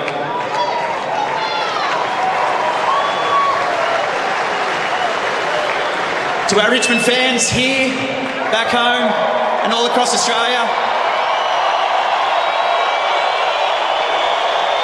it never seems to amaze me just how proud and loud you are. Wherever we are, you show up in massive numbers, you give your all, and we're so grateful for your support. To our major sponsors, Jeep, Nib, NIB, Swinburne, Puma, Host Plus, thank you for your ongoing support. It's incredible. Footy clubs wouldn't exist without your support and help all the way through the year. The Elite Accommodation and all their staff, thank you so much for all your help, your love and support, your amazing meals. It's been an incredible journey and a big part of this year's story, and we're very thankful. To our families of both players, staff, here tonight, but also back home, we know how much you've sacrificed. It's been one hell of a journey. I hope that you can sit there in front of your TV with a massive smile, and the people that are here are incredible.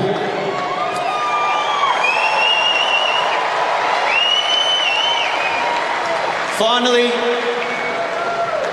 the Richmond organisation, all of our staff here at home, and all of my teammates and coaches, we did it. What an exciting.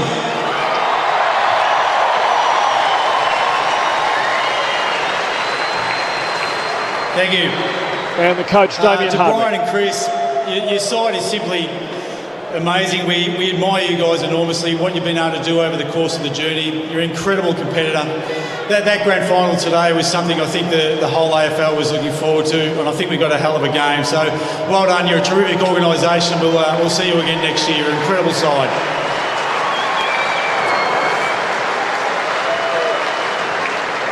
To the Queensland Government and the State of Queensland, we thank you so much for allowing us to play. It's the one thing we wanted to do, and you allowed us to do that, so we thank you incredibly much.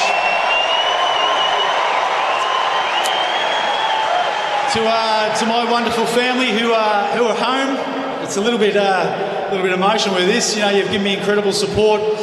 You're not here, unfortunately. The circumstances we're in make it incredibly difficult. So all the people that we did leave behind in Melbourne, together with all the Tiger faithful here, we applaud you. But we always also remember those people in Melbourne that have done it tough. So thank you guys for supporting us from afar.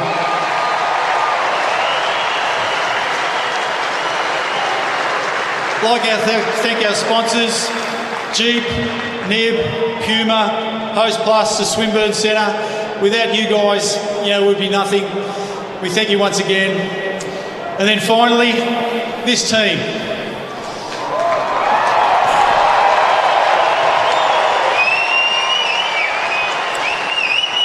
We started at the bottom of the mountain with everyone else, but to be the very last side on the top is an incredible journey. We've had an enormous amount of fun. We've had some incredible challenges, and one thing I will say, when push comes to shove, boys, you guys raise the bar. You're an incredible side, an incredible organisation. So to Brendan and Peggy, I applaud you guys as well. I can't wait to see your statue smacker on the outside of Punt Road.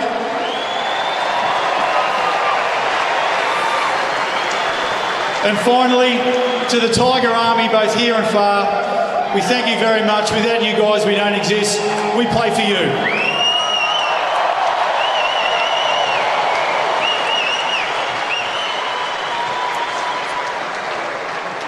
Ladies and gentlemen, I have the pleasure of inviting Ash Barty to the stage to present the Premiership Cup to Captain Trent Cotchet and the coach, Damien Hardwick. And the French Open champion of last year hands over the silverware, which is raised on high by the coach and the captain, who are immediately joined by the milling throng of players who have had to dig to previously unplumbed depths to win this flag.